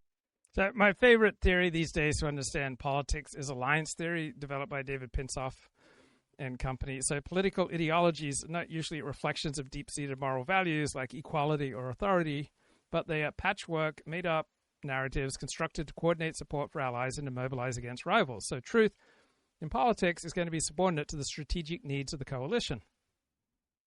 So alliance theory says groups resolve conflicts over status and resources by making specific attributions about the causes of success and failure. So if a group attributes their success to internal traits such as intelligence or talent, they're making a strategic bid to legitimize their status. When Nathan Cofnas comes along and says the right must embrace hereditarianism to counter the left's moral emergency of equality. Well, from an alliance theory perspective, Cofnas is trying to force a shift from a victim-based bias, where disadvantages are blamed on evil rivals, to an internal dispositional bias that is not likely to be very popular. People would rather blame their problems on others. So we use propaganda to defend our group and to hurt our rivals. So Chris Rufo has a strategy of focusing on propaganda. He focuses on decodifying and recodifying slogans like critical race theory or DEI to damage the status of rivals. So he views Nathan Cofnas' focus on hereditarianism as a strategic disaster because it is a strategic disaster in the political realm. It breaks the current alliance with the Trump coalition. So a belief that is true but damages the alliance's status or makes it harder to recruit partners is a strategic failure. And you would expect a coalition that wants to rule to reject it. In politics, alliances are more important than principles. People choose their allies based on similarity, transitivity, interdependence. Then they adopt whatever beliefs protect that particular alliance. The current anti-woke alliance includes everyone from religious conservatives to classical liberals. So Chris Rufo's tactical activism allows diverse groups to coordinate around a common enemy, the managerial elite, without requiring them to agree on the biological truths that Nathan Cofnas puts priority on. So under alliance theory, a coalition that requires its members to adopt a high-cost, socially stigmatized belief like hereditarianism is going to fragment and shrink. So Rufo and Cofnas fight over which markers or identities should define the right. Rufo wants a marker of institutional competence and normalcy to capture elite power. Nathan Cofnas wants a marker of scientific realism to prevent what he views as an inevitable intellectual retreat. And in politics, the correct belief is simply the one that most effectively holds the coalition together while damaging the status of the rival left. Whereas for some of those other hosts, it just feels like they're mailing it in, you're 20 of some EP writing the same garbage script for them. Yeah, he cared about the writing in a way that, I think very few others did. And, and that was new. I mean, I think for a lot of his cable news career, after he left magazine journalism, I don't think he sort of spent a lot of time writing when he was at CNN, MSNBC, but he really treated that monologue like he would have like a magazine piece earlier. Even the way he talked about it, like, he would say like, I'm filing it to like his producers. Yeah. It was just a different mentality. And I think that's a mentality that served others well. I mean, I think Rachel Maddow is very similar in her preparation for the show back in the day, which was she would, I think, go into the office and spend hours and hours and hours hammering out her opening monologue. And, often they were 20 minutes long, so it would take a lot of time, but she was personally invested in that. Yeah. So the Nathan Cofnas, Chris Rufo feud, you can understand it morally and philosophically, but it's also useful to view it as a conflict over coalitional fitness. Right? The debate from this alliance theory perspective is not about which man has discovered the truth. Rather, it's about which narrative better serves the strategic interests of the right-wing alliance. So Cofnas' insistence on hereditarianism functions as a radical signal that tests coalitional loyalty. People did not evolve to seek truth, but to seek allies. So by demanding the right embrace a socially stigmatized scientific theory, Cofnas is asking the coalition to adopt a high-cost belief. The higher the cost of a belief, the more reluctant people will be to embrace it. So if a belief makes it harder to coordinate with powerful partners, right, then that belief is a strategic liability in assembling a winning political coalition without regard to its factual accuracy. Right. Chris Rufo wants to shift the elite consensus by attacking specific administrative symbols like DEI and CRT. And these narratives are successful not because they are true in an academic sense, but because they effectively damage the status of rivals while providing a socially acceptable way for people to join the right-wing alliance. So Nathan Cofnas has fairly rigid biological claims. Chris Rufo has a siege strategy that is ideologically flexible. Now, Cofnas would call it nihilism. So LOL, nothing matters, is often a very effective life strategy if you are feeling held down by too much tension, right? I thought something was going to happen today at noon, and it didn't happen, and I could not get rid of the tension for about 2 hours afterwards. I just read all sorts of things that weren't there into that failed meeting. And I just became all conspiratorial and went down some very dark paths, and I could not let go of the physical tension that it created in my body simply because some people blew off a scheduled noon meeting that I had today.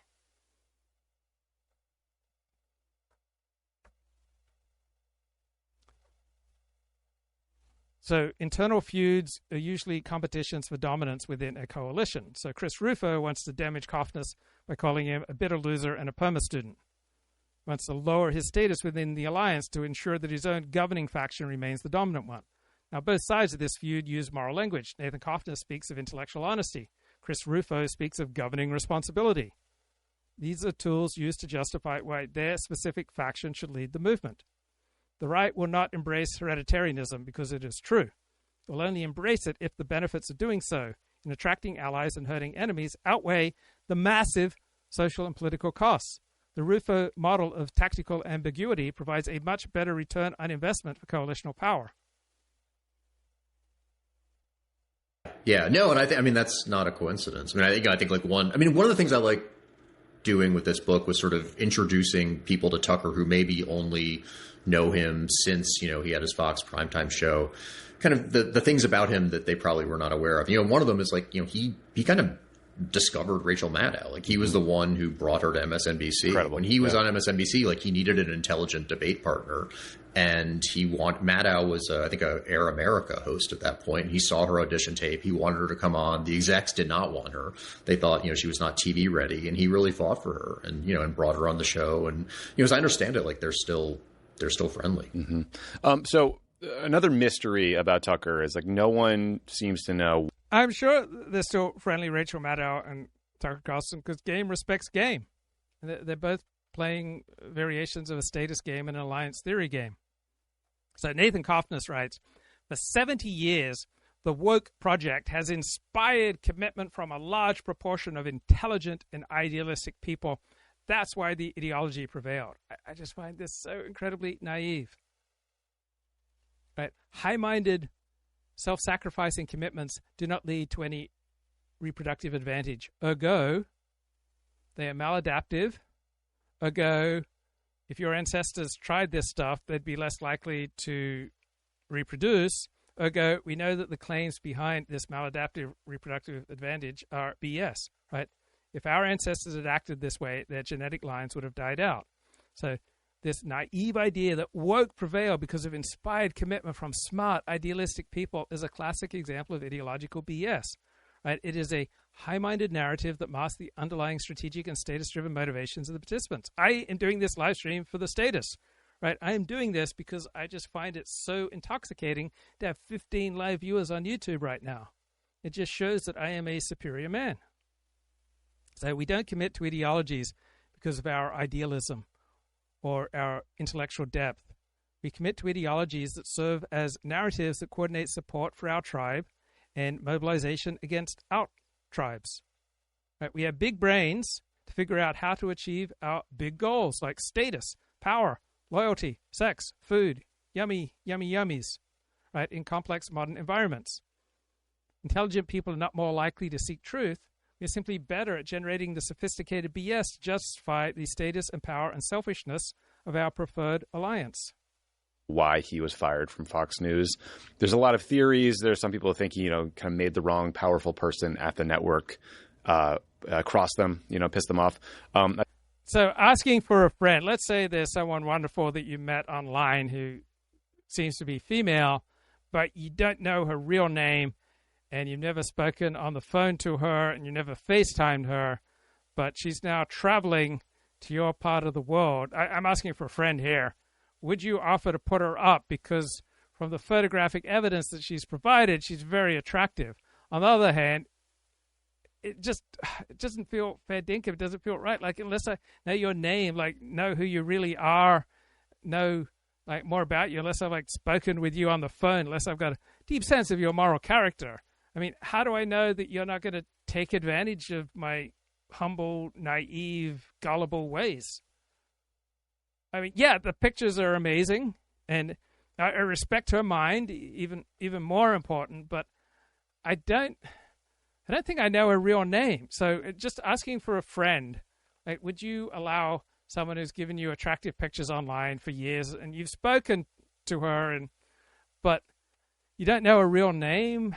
Would you say, oh, yeah, come on by, you can stay with me, no worries, mi casa, su casa?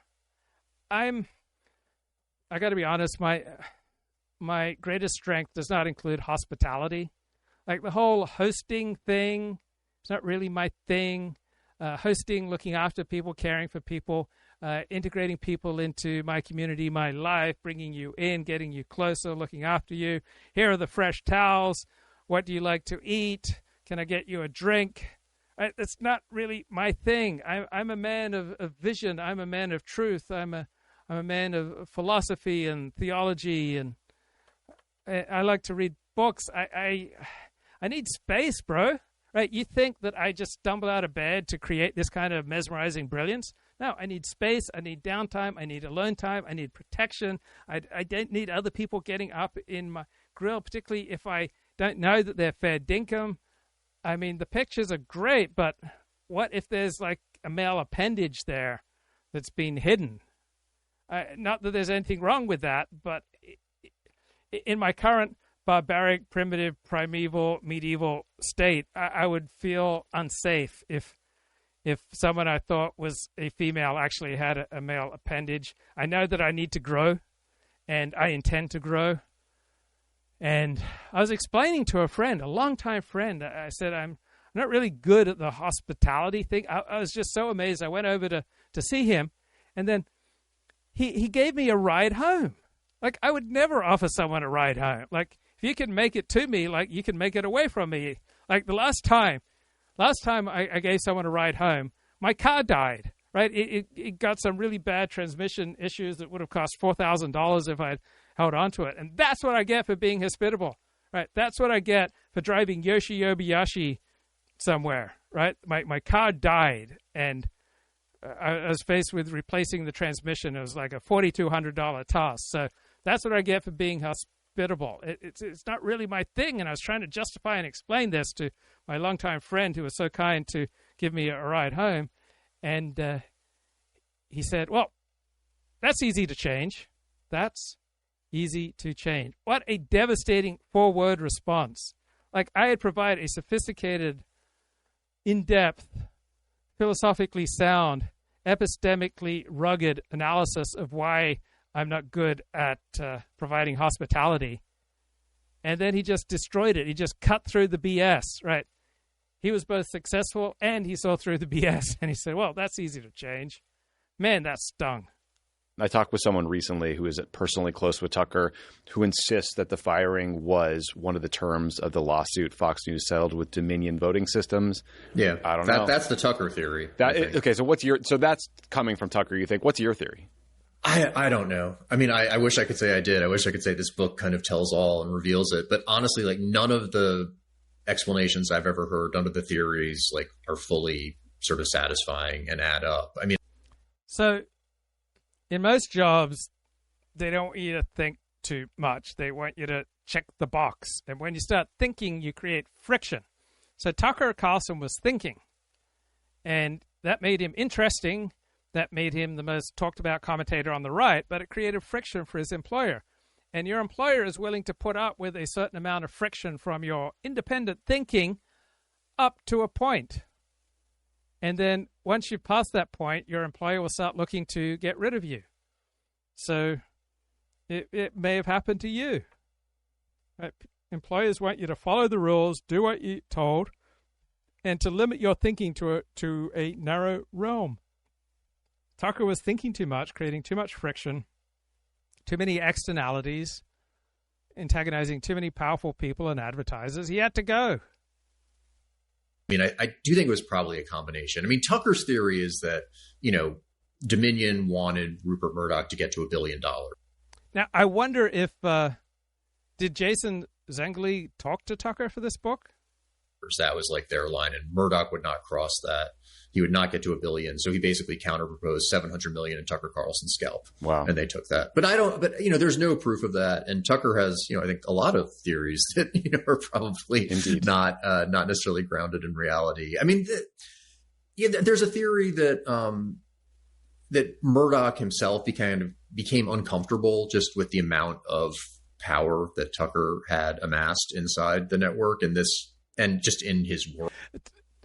Rupert Murdoch, his fiance, had told him that Tucker had a mission from God, and I think that really freaked Murdoch out, and he both dropped the fiance and then dropped Tucker.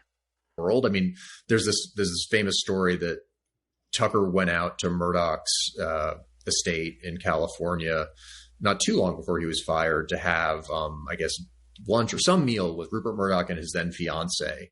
And his then fiance was a huge Tucker Carlson fan, so much that she thought he was a messenger for God, and told this to Tucker during the meal. And Murdoch was like so kind of weirded out by this that understandable. The next day, like, he broke off the engagement, and then not much longer, Tucker was fired.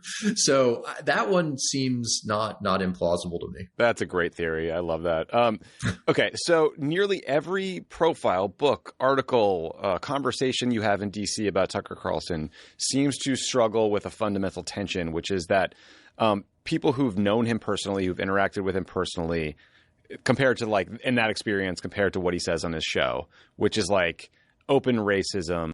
So why do I just dispense, hand out, give my brilliant opinions to the world. It's because I am seeking status, right? I'm getting a thrill. I've got 7 live viewers on YouTube right now. I'm getting a thrill going up my leg. So we disguise our opinions as objective judgments because that makes them more effective. And so Nathan Cofnas describes idealistic, disciplined, committed, smart people committing to the woke project. But what you really got going on here are people in the opinion game, right? They are engaged in attempts to make themselves look smart and cool, virtuous and sophisticated, while labeling their rivals as dumb and cringe and primitive and medieval, clinging to their guns and religion, right? We are designed by evolution to conceal our desire for status. And we do that by claiming high-minded values, because looking like a status seeker is self-defeating. Right? Idealism is the name we give to the stories we tell ourselves to feel noble, while we grubbily compete for social approval and institutional dominance. So the woke project prevails not because it is intellectually superior, not because it attracts highest quality people, but because it creates a highly effective alliance structure. If an ideology allows its members to effectively coordinate to capture institutional power, then intelligent people naturally flock to it because the downstream benefits of being in that winning alliance are tangible. So political partisans use propaganda to support their side in conflicts. So the framing that the right always loses because it lacks the idealism of the left, right? This is an internal status move within the conservative coalition. It's not some kind of factual historical assessment. So the right's loss or the right's win is determined by the shifting fitness of its alliance structure. It's not determined by the amount of idealism or truth that its members or its coalition or its ideology possess. Right? The right is not going to win because it has a higher commitment to truth, because it's optimizing for truth. Right? Optimizing for truth will get you fired, will destroy all your friendships, it will make you absolutely miserable. So you choose an ideology, and you're likely to choose one that helps you, makes your life easier, that raises your social prospects and your status. But if you choose Nathan Cofnas' ideology, it will hurt your social prospects. It will be bad for your reproductive success. People will shy away from you. It will be hard for you to get hired. Right? It will be hard for you to get laid. Now, Cofnas is engaged in a sophisticated status play aimed at securing long-term social and institutional dominance. But his play is asking people to take on great sacrifice, which we are not evolved to do. Now, idealistic people, right, they may prioritize social status over high birth rates. Right? For some people, status is a primary currency for capturing power.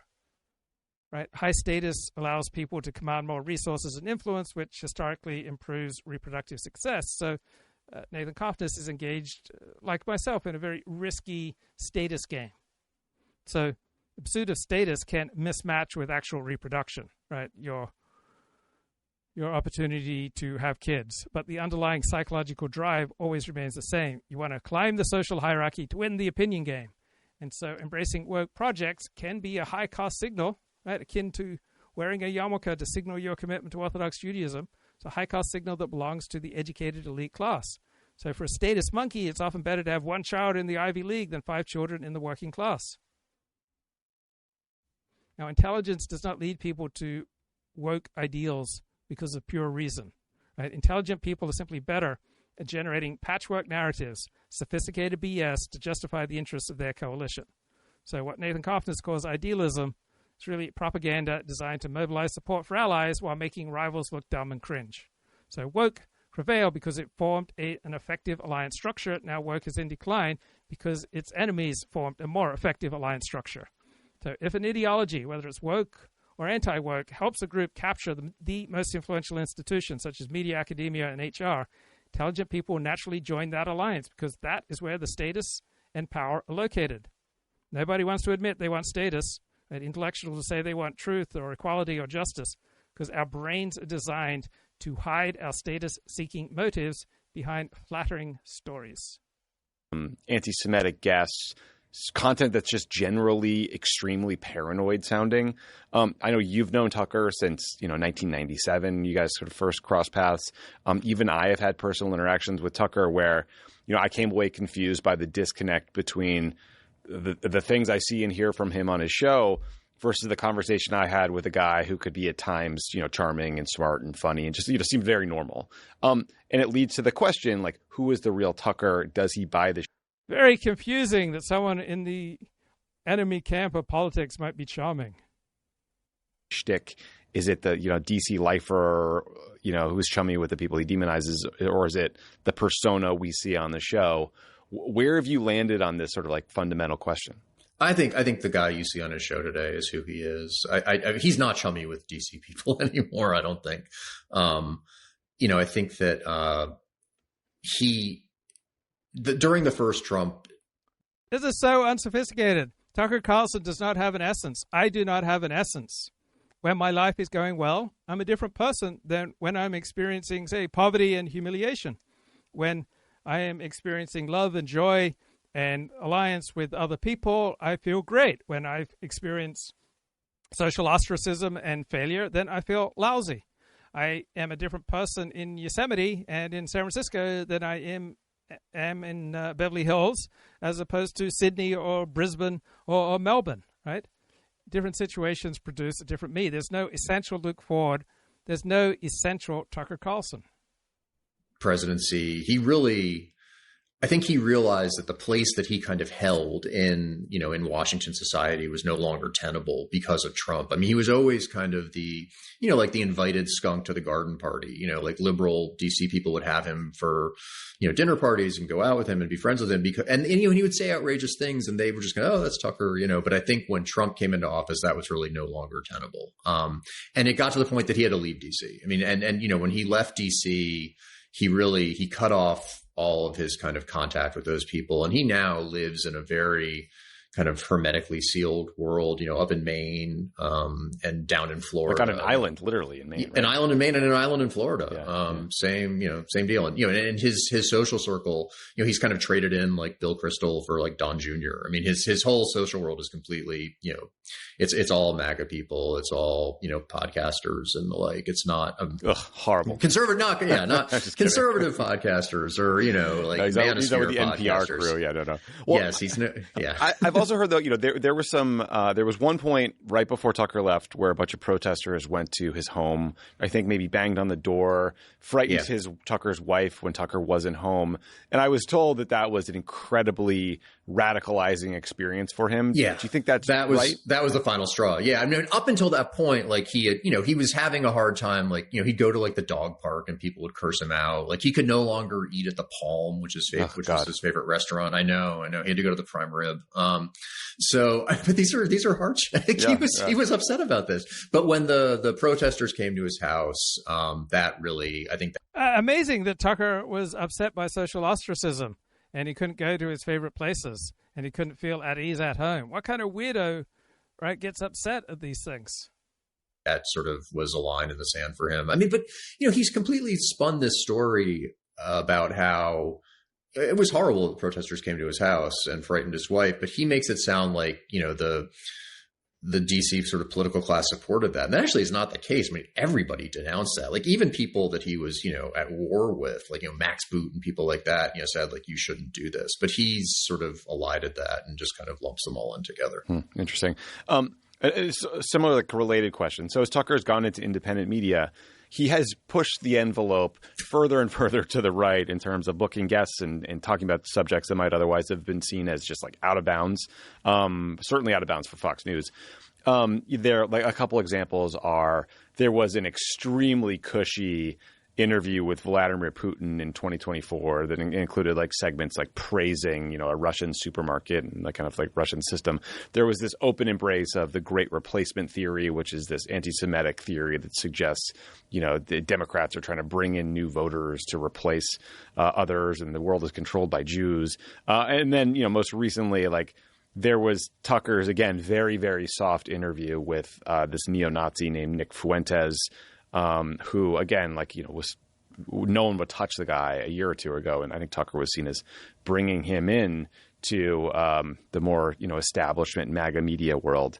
I'm curious as to why you think Tucker does this stuff. Like, is it that he just won't be told who he's allowed to interview? Is he genuinely interested? Does he share these opinions? Or is like, I don't know, is keeping up with the neo-Nazi fringe how you stay current and relevant in this era? Like, I don't know. What's your view? Well, I mean, when I talk about incentive structure, I do think that's an instance of this. I do think, I think Tucker's calculating that is how you stay current. He in sort of creating this new media company that he has and this video podcast, like he doesn't have Fox's built-in audience anymore. And, in the attention economy, which he's proven to be kind of a master of, like you need to generate outrage. And one of the ways you generate outrage is you have guests like, Vladimir Putin or, Andrew Tate or Alex Jones. You have these guys on because people are going to pay attention to that. They're going to tune in. So I do think that's part of his strategy. I mean, I also think, at Fox, like Roger Ailes always had this, sort of rule that no one was bigger than the network. Like Tucker, who, came along after Ailes was gone, he violated that rule. He did become bigger than the network in a lot. Yes, Tucker has a more loyal following than even Trump. Certainly a more loyal following than your average Fox News viewer. So David Pinsoff last month wrote a great Substack essay where he summed up the worldview of intellectuals. Right? What is the worldview of the great writers, thinkers, social scientists, academics? Here it is in one sentence.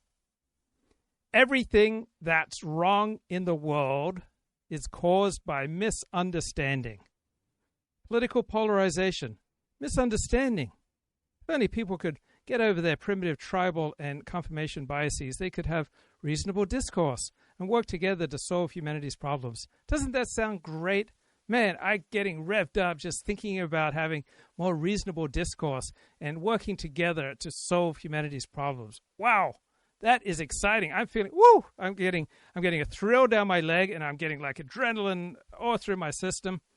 Misinformation, it's just a misunderstanding, guys. If only people knew how to vaccinate themselves against the virus of fake news, they'd stop being gullible idiots. They'd vote for Democrats. Bigotry, it's just a misunderstanding. Only people realize that members of other ethnic groups were just normal, decent human beings like them, there would be no bigotry. Stereotypes, it's all misunderstanding. If only people knew that stereotypes were false and pernicious, there'd be no stereotypes and no bigotry. War? What's it good for? It's a misunderstanding. If only people knew that war is pointless and evil, it's a product of bigotry and misinformation, then you would have world peace. Capitalism comes from a false consciousness. If only people knew how much greedy corporations were exploiting them, then the workers of the world would unite. Don't you know that Wikipedia has a list of 265 cognitive biases? These are 265 misunderstandings. If only people joined the rationality movement and memorize these biases in elementary school, then humans could conquer the galaxy. Ineffective altruism? It's a misunderstanding. If only people knew that slacktivism and virtue signaling accomplish nothing, then they'd become utilitarians and they'd donate their money to shrimp welfare or preventing the AI apocalypse.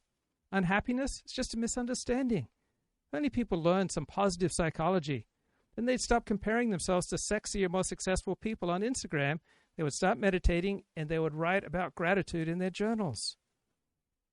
Right? If all the world's problems are caused by misunderstanding, then that makes intellectuals, right, the people whose job it is to understand things, that makes intellectuals the most important people ever.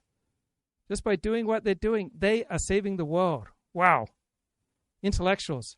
Saving the world. Pretty cool thing for intellectuals believe. So great essay by Pinsoff illuminating why the Nathan Cofnas, Chris Rufo feud is so nasty and so personal, why both men view each other as a threat to the movement's survival. Right? It's not a debate over facts, it's a struggle for status and institutional utility.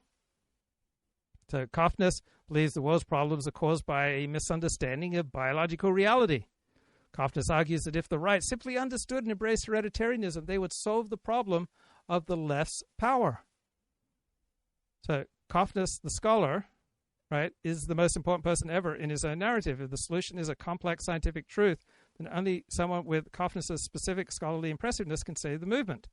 And this explains Chris Rufo's attack on Nathan Cofnas' status, calling him a perma student unemployed. Right? That's effective for Rufo's tribe because he is attacking the very foundation of Cofnas' intellectual status play by claiming he's not really an intellectual. He's not a true member of the class that he claims to represent. Rufo rejects the intellectual framework in favor of the strategic alliance play. So Rufo doesn't care that much about truth. He doesn't care if misunderstandings exist. He cares about narrative coordination. So for truth like hereditarianism is a strategic liability that prevents him from forming an alliance with other elites, he views it as BS. So Rufo's status comes from his proximity to politicians, to governors, to trustees, to the New York Times. He's a builder and a governor. Right? He's playing a different kind of opinion game. The goal is to look like the serious adult in the room. So the feud persists because both men use the anti-woke cause to pursue different status-seeking goals. Cofnas plays the rationality truth game. He needs the movement to acknowledge his scholarship and his foundational truths. Rufo plays the institutional power game. He needs the movement to remain respectable, to capture state power and run a university. So we don't have a misunderstanding. We have a competition to decide who gets to lead the alliance.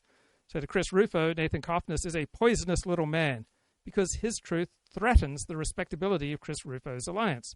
To Nathan Cofnas, Chris Rufo is a grifter because Rufo's activism ignores the foundational truth that Cofnas spent his life understanding. So both men are playing the opinion game, telling themselves flattering stories about how they are saving the world, one through deep understanding and the other through effective action. A lot of ways, and there were a lot of lines that he crossed there, and then they just kept on moving the line to allow him to cross. That said, like, now there are no guardrails. I mean, people talk about sort of the second Trump term and how there are no guardrails anymore. Like, I think that applies to Tucker, just as much. Like, there's no one to tell him no. He doesn't have bosses. It's not a publicly traded company. There are no shareholders to worry about. And they actually bought back, they paid off all the investors who originally invested in the company. They bought it back from them. So like he truly has no bosses. But at the same time, like he's very responsive to where he thinks the audience is. And the Fuentes thing is like a really fascinating example because he was in this huge feud with Fuentes. Yep. He said he was a Fed. He called him gay. I mean, he was like attacking him on his show, and then Fuentes fired back. And I think Tucker was losing. Like, I think he kind of saw, like, via social media that Fuentes' fans were taking Fuentes' side. Yeah, and Tucker. I'm starting to think that the Nick Fuentes-Tucker Carlson feud was not primarily about the pursuit of truth.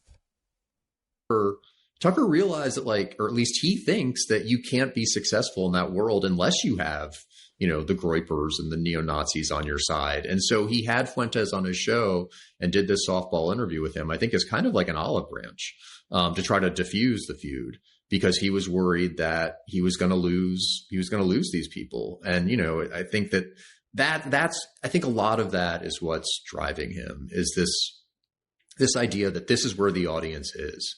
And he's trying to sort of skate to where he thinks the puck is going to be. And he, I think is making the calculus that it's going to be with these, sort of more extreme people. And look, this is again why Tucker is so, I think, uniquely powerful in the MAGA media world. I think a lot of people would argue uniquely dangerous to our political discourse.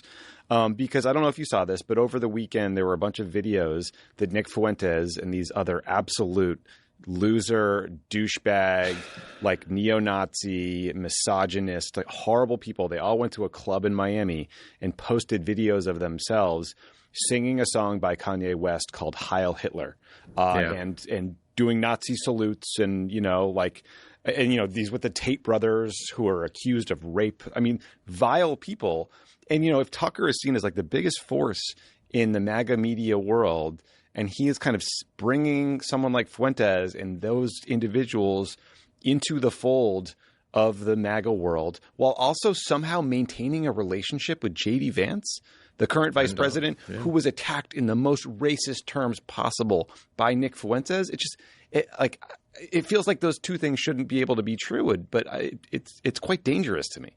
Yeah, no. Well, yeah, I did see that video. It was sort of like the final straw for me. I'd been like resisting having to learn who Clavicula was or whatever his name was. And now I broke down this weekend and read about him. So I'm sure he'll be a guest on Tucker's show soon. Yeah. What's the IQ that Tucker optimizes for? I don't know. I'd say probably, around 100.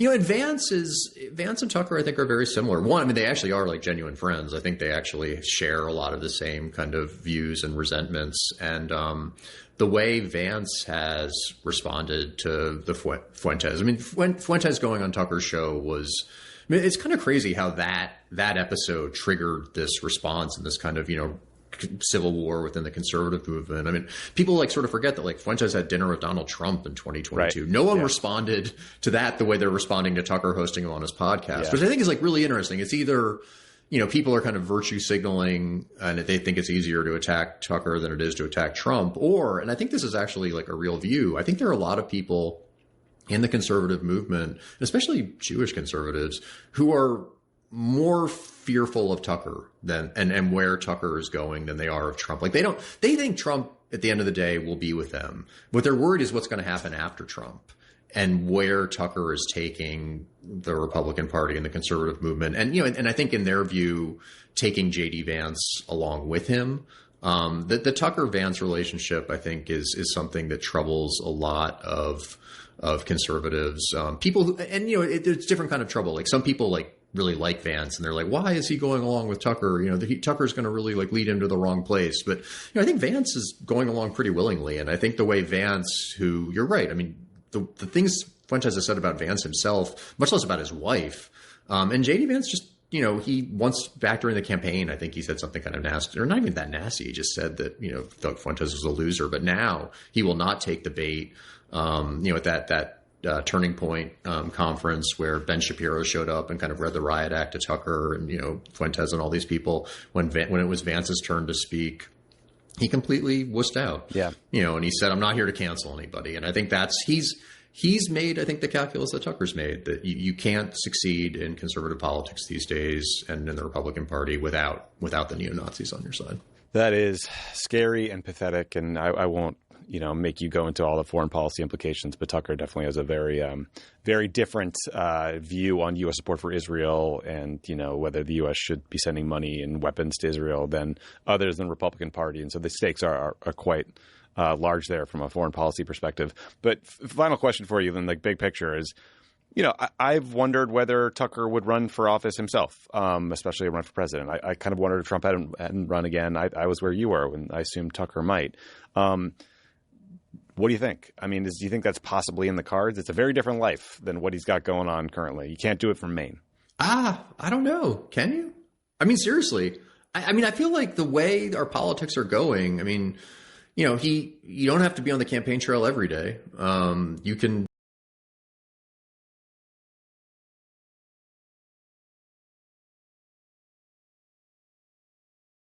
just, sit in a studio and, put out tweets and the like. I think it is possible to do it that way. I mean, you have to do some travel, but he did that. I mean, he had his arena tour. Yeah.